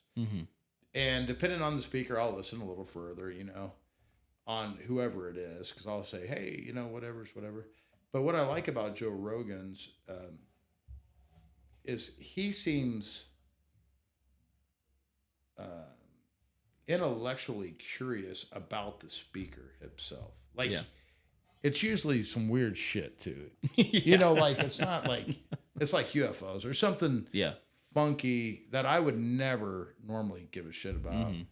But it's he seems like he's actually fairly, and he's a smart guy, and he's a high school grad, just did his own, had a wild, which makes Joe Rogan a pretty dynamic person in the first place, and I'm not like a huge Joe Rogan fan or anything. It just, what little bit I've gained from this over the last year, really. I've never listened to his podcast, but now I'm constantly getting dropped into his, like at the end of my speakers or whatever, there's little 10-minute things here and there, and then all of a sudden I'm in the Joe Rogan podcast. But I'll catch myself listening to him if it's someone that's